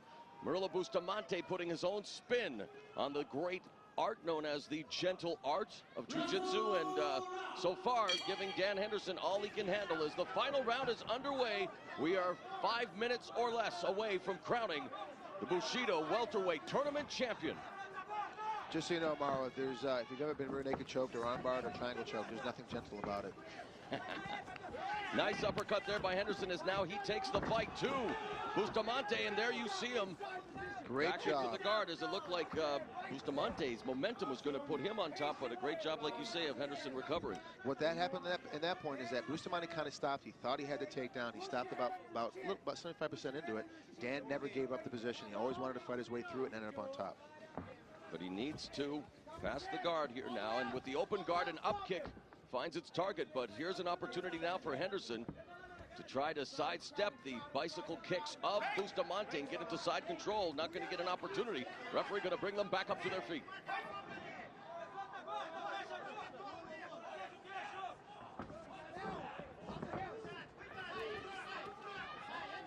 You know, Bustamante in this tournament has really utilized his boxing skills very well. And now the body lock and looking for that Greco-Roman throw is Henderson, but you see Bustamante again, pummel go underneath. Pummel right in. Oh, great job by Dan. Good spinning takedown. It wasn't a full mount, but you know, didn't end up keeping the position. You saw Bustamante there momentarily, I'm sure, looking at probably trying to isolate Henderson's left arm and go for a Kimura, but Henderson quick to get back up to his feet. And again, easy for us to predict from where we're sitting, Frank, but you're a fighter. You know what it's about. Does Henderson appear to be tiring you? He does seem to be tired a little bit, but you know, it's kind of weird that he's one of those guys that always kind of look tired even when he competed in Greco-Roman. But he seems to be a little bit more tired than what I've seen him in the past. And you can see Bustamante now picking his shots and finding the target, which is Henderson's face. Some good combinations being delivered here by Murillo Bustamante. using his length incredibly, using his long reach to get in there and get a hold of Dan. And it's interesting, they're both 6'1".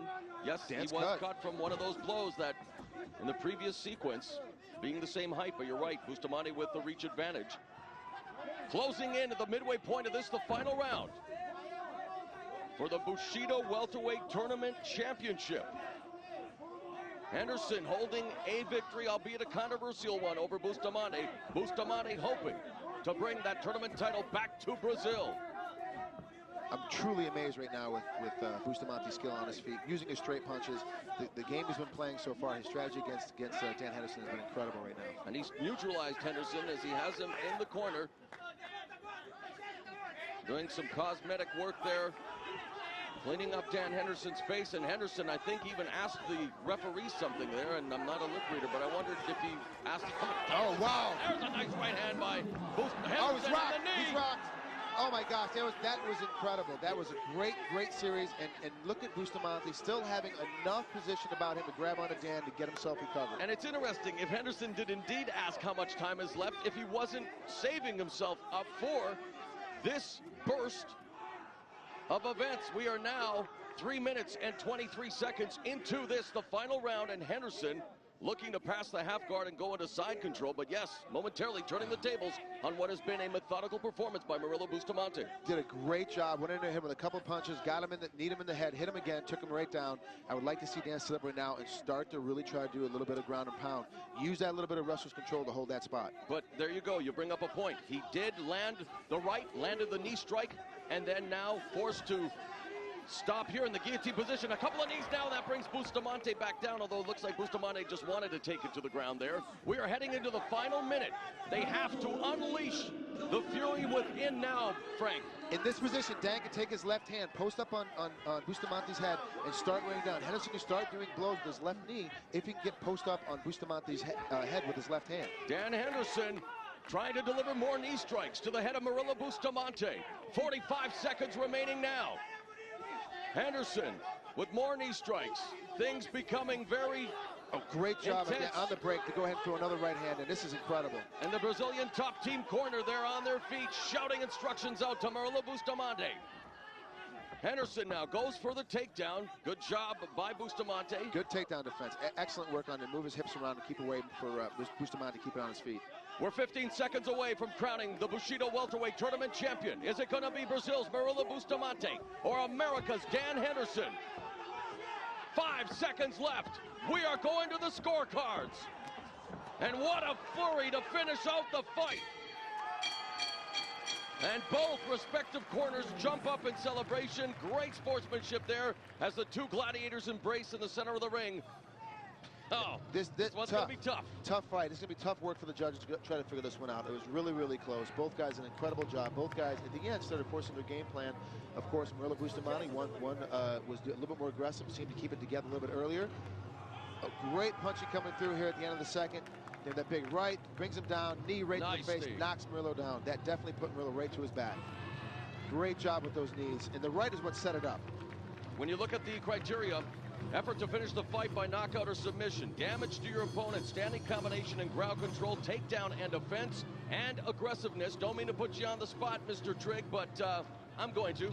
Who do you think wins this fight and becomes the Bushido Welterweight Tournament Champion? Geez, you know, it's hard for me because I'm kind of biased towards Dan Henderson. I know I'm not supposed to have a bias, but I like him so much. He and I have wrestled together and been friends for a long time.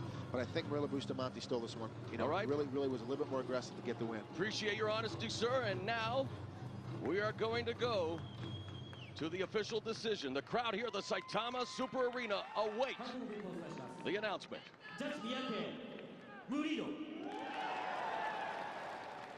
See the reaction on Henderson's face. It's going to be a split decision. Oh my God! He wins! Can you see? Dan Henderson my God! is the Bushido Welterweight Tournament Champion. And there's more sportsmanship and respect from Murillo Bustamante. A tremendous night. You could see the natural excitement from Frank Trigg. But what a battle. And to a nicer guy, the belt could not go to an American. There he is, Dan Henderson getting it done. He is the Pride welterweight champion. All right, one last bit of business here in our marathon for the Pride run of things for one Dan Henderson, and he's going to run it back. It's a rematch. It is Wanderlei Silva. You remember they went early, toe-to-toe. Well, time to close the show one last time in Pride with these guys. So sit back, relax, enjoy. It is the rerun, the sequel, Hendo, Wanderlei, here in our marathon. Ready, go! Henderson, the left. Wanderlei Silva in the black trunks, the camouflage trunks of Henderson.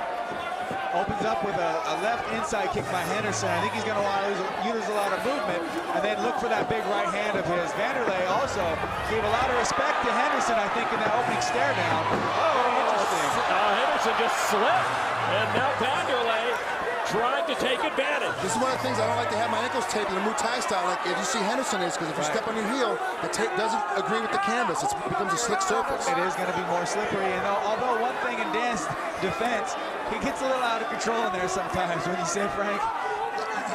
Dan might hurt me, but yes. Well, talk about out of control. Silva, known as Control Loco in Brazil, Mad Dog, and that's what he needs to be tonight to take out Henderson. Well, certainly he's gone by the nickname also internationally as the Axe Murderer, and I wouldn't say it's because of his kind demeanor in the ring. Not at all. You know, he really, both guys are very, very nice outside the ring. They're incredible gentlemen, but then when you get inside the ring, it's like something, like a little light switch goes on, where they become the most amazing, athletic, competitive, spirited athletes you'll ever see. Well, actually, Dan Henderson knows my money. Does the prospect of a 5-rounder play a role right now? Yes, absolutely, absolutely. Because you don't want to get in too many flurries too early, especially with a guy like Wanderlei Silva, who's known to be very strong and can hit from weird positions. If you get a lot of flurries, it can take away a lot of energy coming to 4th and 5th round. And right now, Dan's taking Wanderlei's weight. You know what? A lot of people will work off their back, but why be on bottom when you can be on top? That guy's riding you, and just like, you know, wrestling, we'll both come from a wrestling background. Being on bottom and having this guy putting his weight on you the entire time, it takes a toll. This is all part of the chess game of MMA. Wanderlei Silva knows it better than few others. And now the referee, Yuji Shimada, much to the delight of the crowd here at Thomason Mack Center in Las Vegas, gets both fighters back on their feet. Let's see if Wanderlei cranks it up a notch and maybe comes hard with a big flurry to start off this restart. I think Dan did just slip earlier, and that led to that long stalemate. We'll see if Dan wants to keep it up. Oh, boy, he left himself open, but Silva missed him. The big right hand of Henderson comes into play. Oh, with a knee and some short hooks inside. Eric Paulson calls this hockey punching, staying in tight, hooking under, over, around. Very similar to something you might see in an LA Kings game. Of course, Eric Paulson being one of the best trainers, Josh's trainer, one of the best trainers in the country right now in MMA. And the guy feels like a ton of bricks when he's on top. He says he eats lead for breakfast and has sand in his joints. Right now it is Wanderlei Silva backed up into his red corner, and again a stalemate called by Shimada. Now here's the thing with Dan Henderson. He's very, very strong, throws a heavy overhand right, but if he misses you with that right, he hits you with his bicep, it still knocks you off balance. He's known for being an incredibly strong individual, Dan. You know, the kind of guy you don't want to get a headlock put onto you from. I've actually seen him in a Greco-Roman tournament in the Pan American Games. He literally knocked his opponent out with a headlock. He hit a headlock, hit him with his bicep, and knocked the guy unconscious. A lot of respect being shown, and Henderson throwing those hands. Big punches following that high dive by Henderson. A Greco-Roman double really is what it is. Good right hand on the chin, 2 of them. Measuring that right hand, Wanderlei, surprisingly more defensive than I've ever seen him in a while. Yeah, this is true. I haven't seen him like this in a long, long time. He might have got round in that first exchange. I like that kick from Silva just as Henderson went to throw the punch. Good move by Silva. I agree, Lon. That was a great tactic.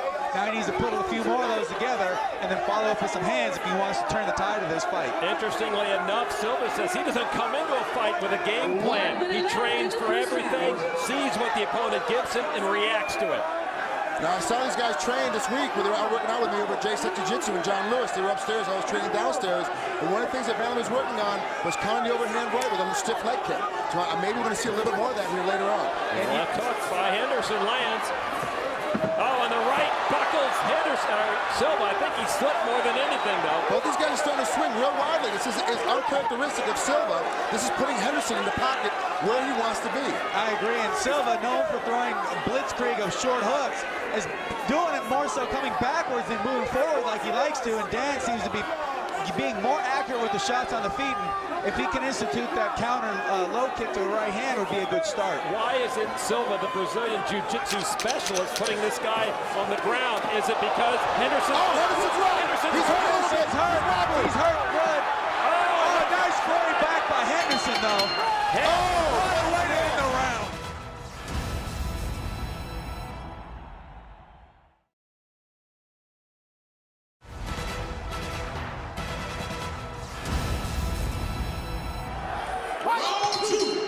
Round number 2. Let's see if Silva wants to capitalize on how he finished the first 5 minutes. You got to have some confidence ending a fight that way. He did take a few stiff ones from Henderson at the bell, but really that last 10 seconds was all Silva, and you want to stay with that momentum. You want to keep that going in your favor. Let me see if I can answer my earlier question. Does Silva respect the down game of Henderson so much that he's not too anxious to get it to the ground? You have to understand that wrestling, whether it's freestyle or Greco-Roman, is all about controlling your opponent. So if he ends up on the ground on his back, Dan's going to be able to control him, because that's what he does. And you see the takedown right here. Oh, he's coming into it. Nice attempt, knees to the head. Silva slipped out of it. Back to the body lock where Henderson should have the advantage here. I think, basically, Lon, nice knee tap by Henderson. Basically, Silva figures he's going to do the most damage on his feet. He's going to keep it there. That's where he's going to score most of his damage. That's where he's got the best chance of finishing this fight. But if there's a turn of events, Silva puts the fight puts Henderson on his back. He could wear this fight out into the 3rd, 4th, 5th round, then maybe score that knockout he wants. Back to the center of the ring. They are brought by Yuji Shimada. Henderson is so strong in this position. It's going to be hard to sweep him. It's going to be hard to catch him in any kind of submission. So right now what's happening is that Vanderlei, like we said earlier, he's carrying all of Henderson's weight. He's carrying all this weight, and this is something you don't want to have happen to you. Henderson's got baby-making hips, It's going to be hard to get him off. What's he got, like 12 kids now, 13 kids? Something like that, yeah. He just shoots them out. He's a bit like one of those tennis servers. That was Josh Burnett, Dan. It had nothing to do with it. All right, well, Silva trying to squirm his way out. Henderson said if it goes to the ground and he's on the bottom, he will slip out. But once he gets on top of Vanderlei, he will keep it there. Great defensive game so far by Vanderlei. He's using a lot of head movement. He's keeping his hands coming up to deflect the shot. So Dan's not able to score a lot of big punches. But just the same, being on top, making Vanderlei work, pushing on his face like that, getting the short punches in there. Honestly, Triggy should probably start going to the body instead of trying to headhunt so much. Yeah, really, because that's really what you got to do when you're in the guard. If you start headhunting, it's a lot easier to get out of the way. But if you start smacking a guy's body, he's got to play that game. Is my hand got to come up or come down each one of these punches? Eventually, going to catch him flush. Henderson. Hammer fists here and there, peppering away at the axe murderer. But like you see here how Vanderlei keeps his legs, his feet are closed in a closed guard. You can't move your hips in a closed guard. You've got to open up your body to be able to move. If you keep Henderson in a closed guard, he's just going to keep pounding you and punishing you. Shoulder butts from Dan Henderson. Open up a little cut on Vanderlei's right eye, right above in the corner there. We'll see if that becomes a factor later on in this fight. Dan just being consistent and aggressive. Another shoulder butt by Dan. He's just trying to batter his foe. Wow, Dan Henderson in control. Trying to hang on. Got 2 more minutes to work on Silva. If you notice, every time Dan sits up, a push down on Vanderlei's face a little bit to create that separation, but also keeps his head still. Oh, yeah, trying to get some leverage. Once in a while, Henderson backs off and throws a punch. There you go. If he's not hitting him with the fist, he's hitting him with the shoulder. He's trying to hit him with, use any part of his body that's allowed to cause some damage on Vanderlei, or at the very least, get in his head, frustrate him, wear him out. Armbar attempt by Vanderlei, but Dan's having none of it. Nice pass, but you know what? Didn't secure position. He's just a little too aggressive. The 2-time Greco-Olympian is the best at that. Here's the thing. You get space, you missed an armbar on Henderson, you got to get back to your feet immediately. You can't be content to go back to the guard. Vanderlei's just content to kind of ride this out. I don't know if he's trying to hold on to make Yuji start them back up again on their feet, or if he thinks at some point he's going to be able to wear Dan out. But this is not a position, if I'm fighting Dan Henderson, that I want to be in right now. This slow game down there, this grind is not going to favor Silva. In fact, it would be better to just freak out, create space, give up your back, whatever, something, just to make it a flurry somewhere where he's got movement, because right now Dan is on him like water on rice. Total control. He's not letting Silva flip over, give him his back, though. No, he's not. He's staying strong inside those legs. It's just like he's going for the pin right now. Now Dan's up, trying to get some leverage, trying to pile drive, and maybe he wants to pick him up. You never know. I mean, that Dan might... We can't pile drive here in Nevada rules, but now nice Andy getting busy. Big shots from Dan, finally finding some success on top, rocking Vanderlei a little. They might have to move him back to the middle here. They're getting dangerously close to the edge, and that's exactly what Yuji Shimada does. You're right. You know, Josh, let's get back to your earlier comment. Really, Vanderlei's got to freak out here and get back to his feet. Otherwise, this round, you know, we're getting down to the end of it anyway, but the round is foregone now because Dan was on him about 30 seconds ago. He needed to sprint out of this position, get back to his feet, and at least have a chance of throwing some bombs. And Vanderlei is not really known for his finesse, and right now, that's kind of the position here he's putting himself. And he's flat on his back, his hips aren't moving. He's got to make something happen. And maybe he just expects, hey, I'll give this round up, come out hard the next one. Good armbar attack. The armbar, though. Henderson slips out of it. Oh, big overhand right into the gut. It's most definitely going to be Henderson at this point. I think he's really doing a great job of controlling, even if the first round was a draw. Bam! Nice shoulder strike. In fact, almost popped his mouthpiece out with that second one. Clearly putting his weight behind it and getting a lot of shock behind it. Bam, right in the temple there. An amazing first and second round. 3 more to go.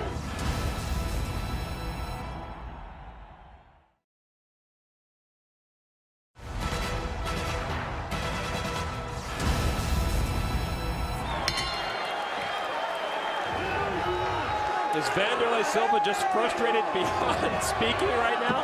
Well, you know, he's sort of just forcing low kicks right now. I mean, they're landing, but it doesn't look like, hey, I'm going to set this up. It's just like, I'm ticked off at you, and I'm going to hit you with anything I can. Knee strikes from Silva as he backs up to the ropes. Now, you know for sure that, you know, Vanderlei Silva comes from a great academy, the Shoot the Box Academy down in Brazil. Wow. You know, they told him, hey, look, you're losing this fight. You've got to steal these next 2 rounds just to get a tie going into the 5th round. So if you don't pick up the pace, keep it on the feet, you're going to be in trouble. Boy, I tell you, I've watched a lot of fights. The story of the fighter himself is in the eyes, and the eyes of Vanderlei right now show a lot of worry. They know with Matt Lillard, Ryan Parsons, and Henderson's corner, they told him the same thing. Look, relax, take your time, take a breather, because you know you win the first 2 rounds. Pick your spots, pick your pace. When the action is there, take advantage of it. He lines up that right hand, scores. Didn't drop him, but you know that's going to count later on in this fight. Right into the double. Nice high double. Finishes strong with Vanderlei with the hips and tries to roll back on top. Gets the hip heist. Now into a front headlock, a position where Dan should really be in control. And Vanderlei now behind. And this is not where Henderson wants to be, but what a great reversal from Silva, the Brazilian Jiu-Jitsu specialist. Into the neutral corner. A lot of time left in this 3rd round. Oh, wow, great right hook by Vanderlei. We could hear it down here at the announcer's table. Sounded like a piece of flesh getting hit with a sledgehammer. Wow, that was the most amazing left hook that I've ever seen. Great position, stepped out and popped him. More low kicks from Vanderlei. Oh, he set him up for that one. How do you like that one, Lon? He set him up beautifully. What a spinning back fist. He took the short punch and then spun and captured that face. Way to go, Dan Henderson, adding another tool to his arsenal. He drew Silva in for that. He knew it all the way what was happening. Oh, right hand.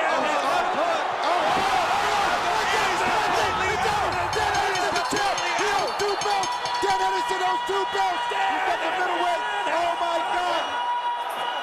Left hand to finish that fight. Oh my God. Dan Henderson does it. Misses with the right, immediately comes back with that left hook, throwing combinations as every great fighter should. That is supreme confidence in your abilities right there. Ding, bam. There he goes, right on the chin, and this is the first time Vanderlei has ever lost a title match, let alone he hasn't been KO'd in forever. Oh, man. Dan Henderson doing big things to end the Pride run as he dispatches the now former middleweight king in Wanderlei Silva. All right, we continue our marathon as now it's a homecoming for Dan Henderson. He returns to the octagon to take on maybe his chief UFC rival in the count, Michael Bisping. It's a marathon. It's Dan Henderson. It's UFC Fight Pass. One of the most the most decorated fighters in MMA history. I don't know what happened. Maybe Bisping's getting saved today. We'll try to come back to it, but let's go to the Fei Zhao fight. Strikeforce. Dan tries to capture the Strikeforce lightweight championship here on UFC Fight Pass. One of the most decorated fighters in MMA history. He stands at 5 feet 11 inches, weighed in at 204.5 pounds. A freestyle fighter with a storied background in wrestling. His record stands at 26 wins and 8 losses. From Temecula, California, please welcome the two-time U.S. Olympian and the 4-time MMA World Champion legend, introducing Dan Henderson.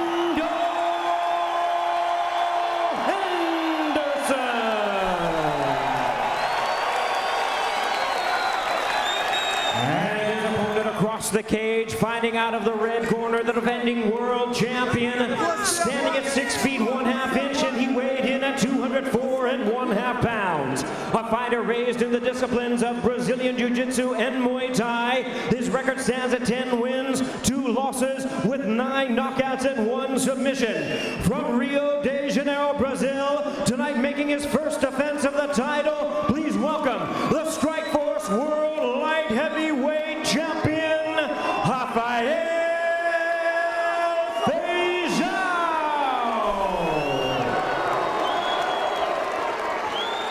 And our referee in charge now to give instructions, Dan Mergliata. All right, guys, been through the rules in the locker room. I want you to obey my commands at all times, protect yourselves at all times. If you want to touch gloves, do it now. Step back. Good luck, guys. Just over 7,000 fans in attendance, and they are amped, as we all are, in anticipation of tonight's main event. Will Rafael Fei Zhao solidify his grasp on the title? Let's go fight, guys. Or will Dan Henderson continue to add to his legendary legacy? We are underway. I don't know if I can take 5 rounds of these two going that. It's going to wear me out. Fei Zhao, obviously the bigger of the two, although Hendo has always mentioned, even though he's been very successful at 185, at this age he feels, he wants to enjoy his food, doesn't want to cut as much weight, and obviously also been very successful at 205, although he ate that vicious outside leg kick. He smiled when he got kicked, but that means it hurts.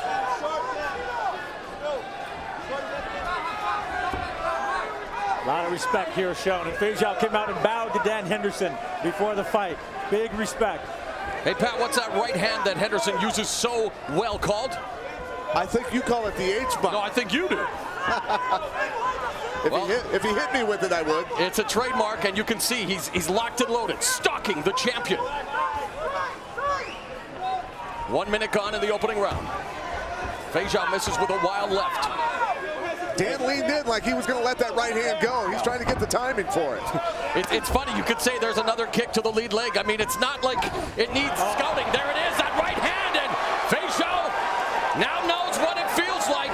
Drops his hand, and he nails Henderson with an overhand right. Henderson is on the canvas, quickly getting back to his feet. Todd Plum, and the takedown from the Olympic wrestler. Not playing around at all, man. Henderson showing he's a warrior. He got rocked hard, got up, and got the takedown. That was amazing.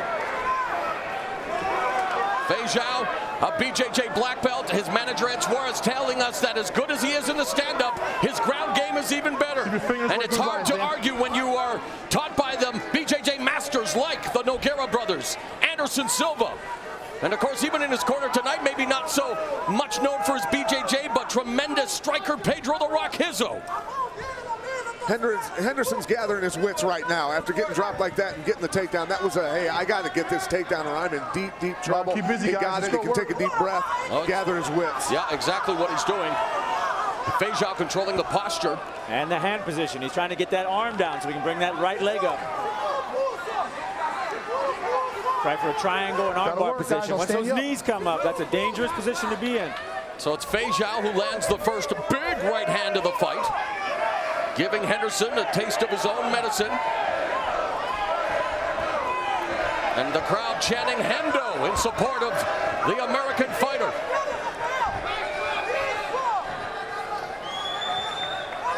I like Dan's non-attempt to pass or do anything but beat you down. And I think Pat was right. I think Dan right now is just saying, you know what, if he's going to give me the time and the referee's going to allow me to recover, then that's exactly what I'm going to do. It's up to Feijão now from the guard. All right, break. Nothing's going on. And Mergliata says, okay, nothing's happening. Let's bring you guys back to your feet. Turn around. Ready?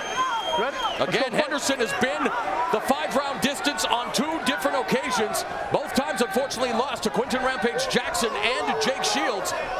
And I don't know if he wants me to mention this, but the last time he fought here at the Nationwide Arena in Columbus, Ohio, he was submitted by the man in Feijão's corner, Anderson Silva, as Henderson comes straight ahead. Good job of punching to get his way in there, get into that upper body tie. He wants to be able to use his Greco, trying to wear Feijão out. But Feijão's a big guy, so, you know, who's going to get worn out from that, Frank? I don't know, man. Dan's awful strong, but you're right. Feijão just looks massive out there.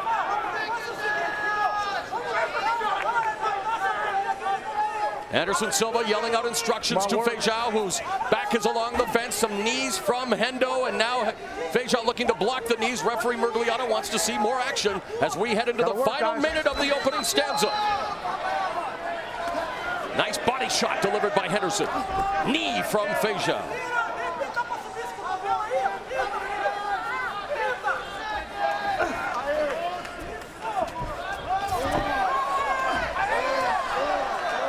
Each delivering knees. But go to shorts. Jockeying for position, final 35 seconds of the round. Dan's got who gives the advantage in this? I mean, Feijão's the bigger guy, but Henderson is controlling him right now. Yeah, Henderson's doing a good job. He's, you know, with the Greco experience that he's got, he had the over-under there, and he was looking to block the knee and dump Feijão, but Feijão got his back against the cage and changed the angle. Separate. I think the advantage in that position is going to Henderson. Henderson's such a better, you know, close quarter grappler when it comes to stand-up. Final 10 seconds. A close opening round between Strikeforce light heavyweight champion Rafael Feijão and MMA legend Dan Hendo Henderson. And Mike Kyle watching with vested interest, the last man to defeat Feijão. Good work. Hendo! Close round, close round. Well, Feijão drew first blood with the kick, but he came back with this. Dan Henderson, an overhand right that glazed and landed there on top of Dan's head. And boy, he stoned him, dropped him right down. And you're right back. He popped right up and meant business. Double leg trip position, leg trip, and right back into the guard. You know, it's amazing what you can do when you're hurt. Guys are dangerous when they're hurt. Down goes Henderson. What in the heck just hit me? It's like, all right, time to scramble, baby. Let's get up, and that's what wrestlers do well. And a guy with that much experience like Henderson, the amount of fights he's had, big fights, he can survive. He knew where to go.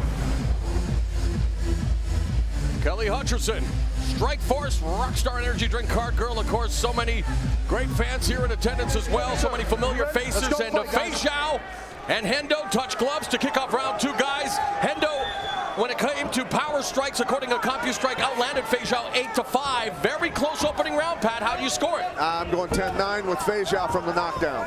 Ooh. I'll give it 10-9 with Hendo, but I think just Hendo rocks.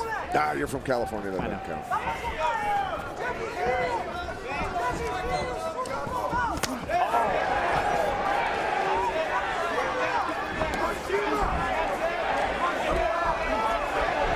Henderson now beginning to hunt down the champion, flashing the jab.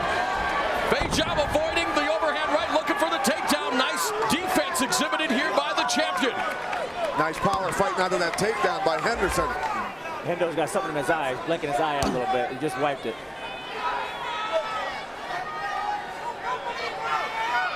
Henderson loves to fight in the clinch.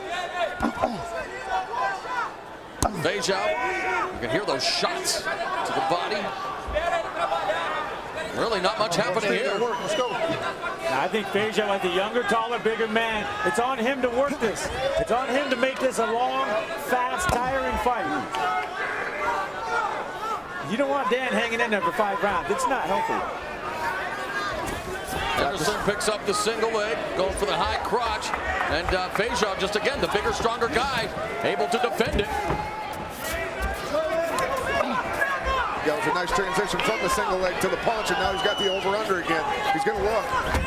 Looking for the takedown, Feijão, and there's the bat. Henderson very strong here in the clinch with Feijão.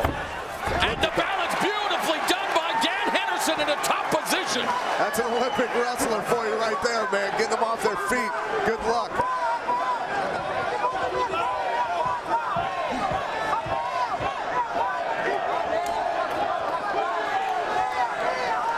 Dan's got to get a little busy here, try to get that posture position again. Either make a pass or stand up and pound him out. 2 minutes, 45 seconds left in the second round. Scrambling underneath as Feijão grabs a leg. Beautiful reversal. Nicely done by the champion. That's that sick half guard offense that he's got from the bottom, man. Once they get rolling underneath you back and forth, it's like you're on top of a big blue Swiss ball. Trying to balance on it. It's really tough to stay on top. And the smaller Hendo now on his back. And again, we've talked about it. It's been well documented, but it's the truth. His only 3 losses via submission have come to members of Feijão's camp. So obviously not a place that Henderson wants to be. He was even peeking over the referee saying, hey, you know, you can help me out here if you want. I think the referee will stand him up, obviously, if they stay like this for much longer. Henderson's looking for that.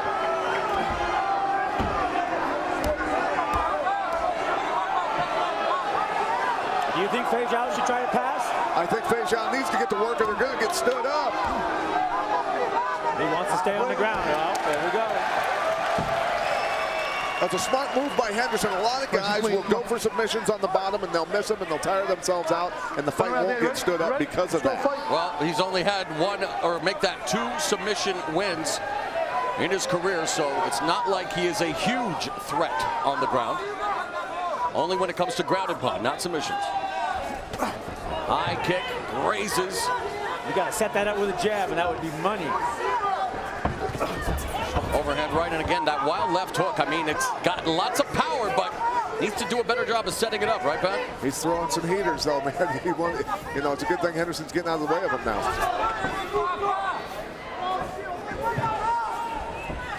There's Superman punch by Henderson. Connects.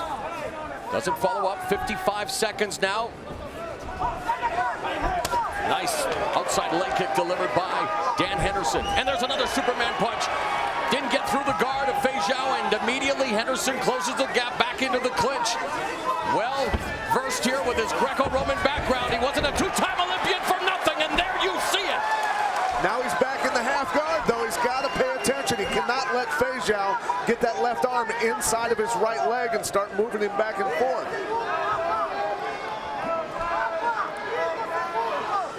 Final 20 seconds of the round. Henderson in top position in Feijão's half guard. Oh, elbow to the thigh. Those hurt. Final 10 seconds of the second round of the Strikeforce Light Heavyweight Championship bout. It's been a very competitive affair through 10 minutes of action between champion Feijão, challenger Henderson. Of course, Strikeforce Columbus, part of the Arnold Sports Festival, all about fitness, and who is fitter than that man? A physical freak, Herschel Walker in attendance tonight. Here's the takedown. These are Olympic caliber hips. That's why you cannot get Dan Henderson down. And he just squared, flipped. God, I wish I could do that. That is cool. That was amazing. That was very amazing. Showing what you need a shotgun to get him off their feet. There's that leg pick and that rolling you're talking about, Pat. He just rolled side to side. He got Hendo's leg caught up, and he followed it down with a single leg slash I'm gonna get you down move. Yeah, that. Beautiful body lock, blocking the knee with the leg. You saw that, and just staying glued to him and bringing him down. And Dan going right to work once he got him there. It was good. It was like hanging onto his hip and following him. That was fantastic. Became part of his body. So a very close fight through 2 rounds. Henderson landed 32 out of 47 strikes in that second round. Feijão 23 of 33. Hendo was 2 of 3 in takedowns. Feijão 0 for 1, so it's close, guys, but how do you have it through 2 rounds? Feijão first round, Henderson second round, 1-1. I'm flipping that. So you guys both have it even, though, after 2? Yep. Sticking by that. Oh, that jab would have landed. Lead kick, counter right. And Henderson catches him with a straight right hand. Uppercut back to the clinch. Now Feijão scrambling aggressively away from the cage. Doesn't want any part of the clinch with Hendo. He's very explosive. Put his foot against the cage to explode off it. Nice move. Anything you guys would like to see more of? Oh, Henderson! Hurt Feijão with that right! And the ground and pound! Henderson at the age of 40 has added the Strikeforce Light Heavyweight Championship to his mantle! What a win! Wow! Unbelievable! You are looking at a bona fide MMA legend! UFC tournament champion!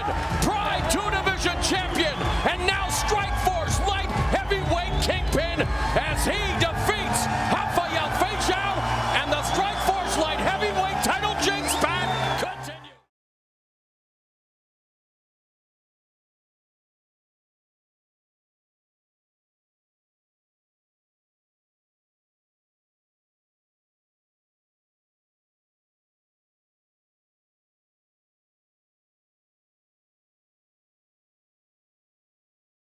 Fedor?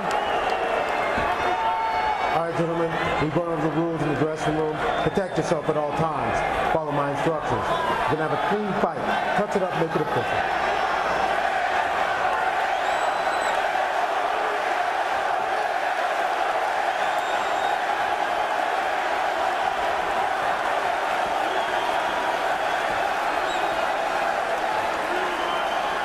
You ready to fight?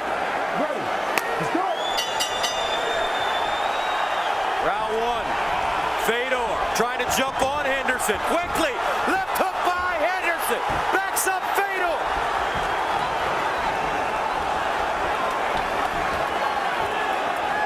Henderson. Leg kick. What a start to this fight.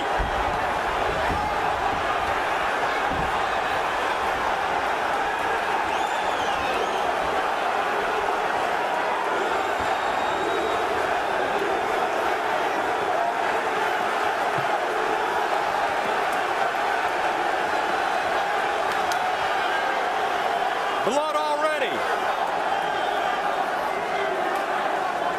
Coming out of the face of Fedor. Looks like it's that right eye that was so badly damaged against Antonio Bigfoot Silva.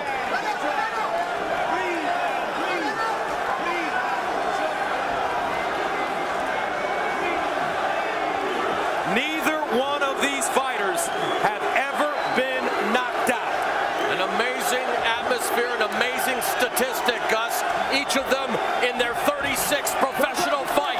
They both were in the Rings organization in Japan. They both competed for the legendary Pride Fighting Championships. But it's here in Strikeforce, here on Showtime, where this battle of all-time greats has come to fruition. And like you said, what a start.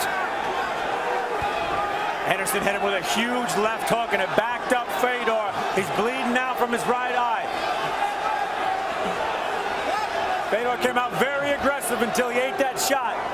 And the left hand has been an Achilles heel for Fedor throughout his career. A left hand broke his nose from Mirko Krokop in their epic battle for the Pride Heavyweight title in August of 2005.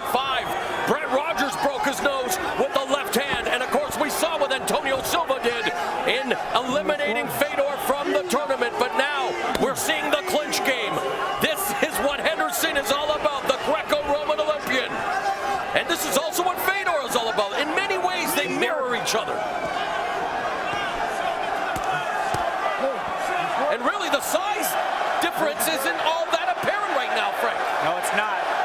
Fedor had 16 pounds on him at the weigh-in. And I do believe in his history of fighting that Fedor has never weighed less than the 223 pounds. This is the best shape I've seen him in perhaps ever. You need to work. I'm going to break this.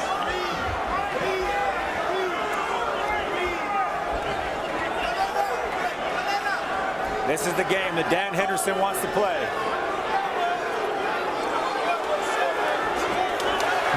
Henderson breaking, trying to sneak in a wicked left hook, but he misses. Both these fighters have tremendous thunder in their right hands. In many ways, it's the H-bomb versus the F-bomb tonight, Gus. And Fedor Emelianenko, Hendo had questioned his motivation.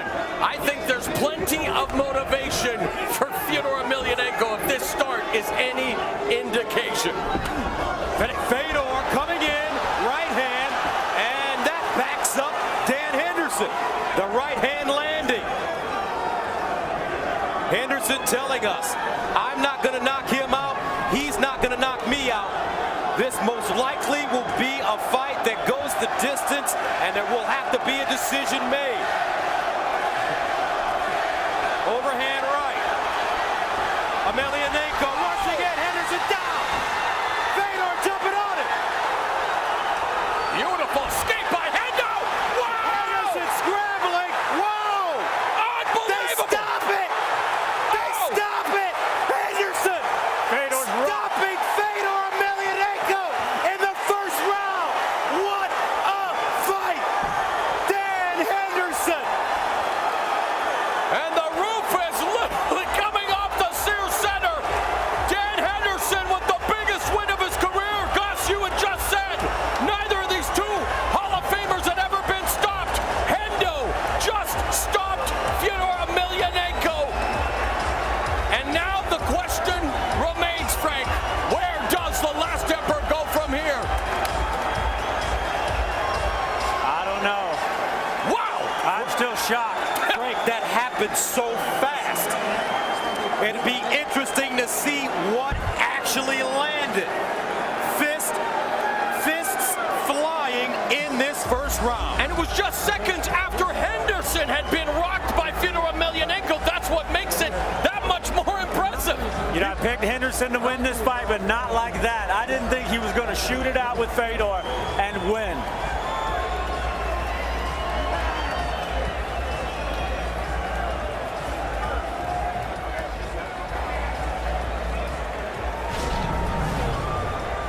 Here's how it all started, like they were shot out of a cannon. Fedor coming forward with a lot of confidence. Henderson scrambling and landing a huge left hook that immediately changed the game and Fedor's strategy, because Fedor went to pull the clinch and get close to him. And the same thing, look at doing all kind of crazy stuff, and that was a big left hook that backed Fedor up and had him ducking, looking for a clinch position, and they just started shooting right from the beginning. No feeling out process, and the end looked exactly the same. This big overhand right. I was worried about Henderson getting caught with that, but he's staying tight in the pocket here, and he got hurt. He went down. They went to scramble. I fully expected Dan to pop up here into a wrestling position, but what he did was come around behind him and hit him with an uppercut. Under the armpit. That stunned him and dropped him, and these hammering blows finished him off.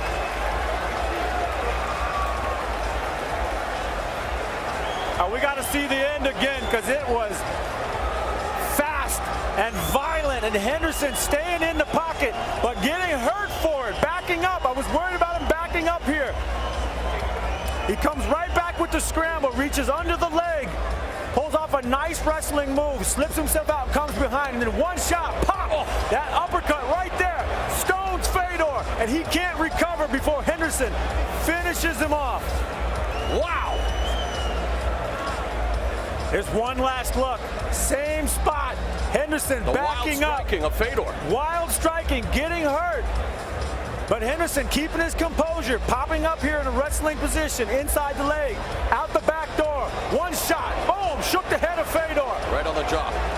Right on the chin. Henderson has conquered the middleweight division. He's conquered the light heavyweight division, and now he has just defeated the greatest heavyweight of all time. Can you erect an MMA Mount Rushmore with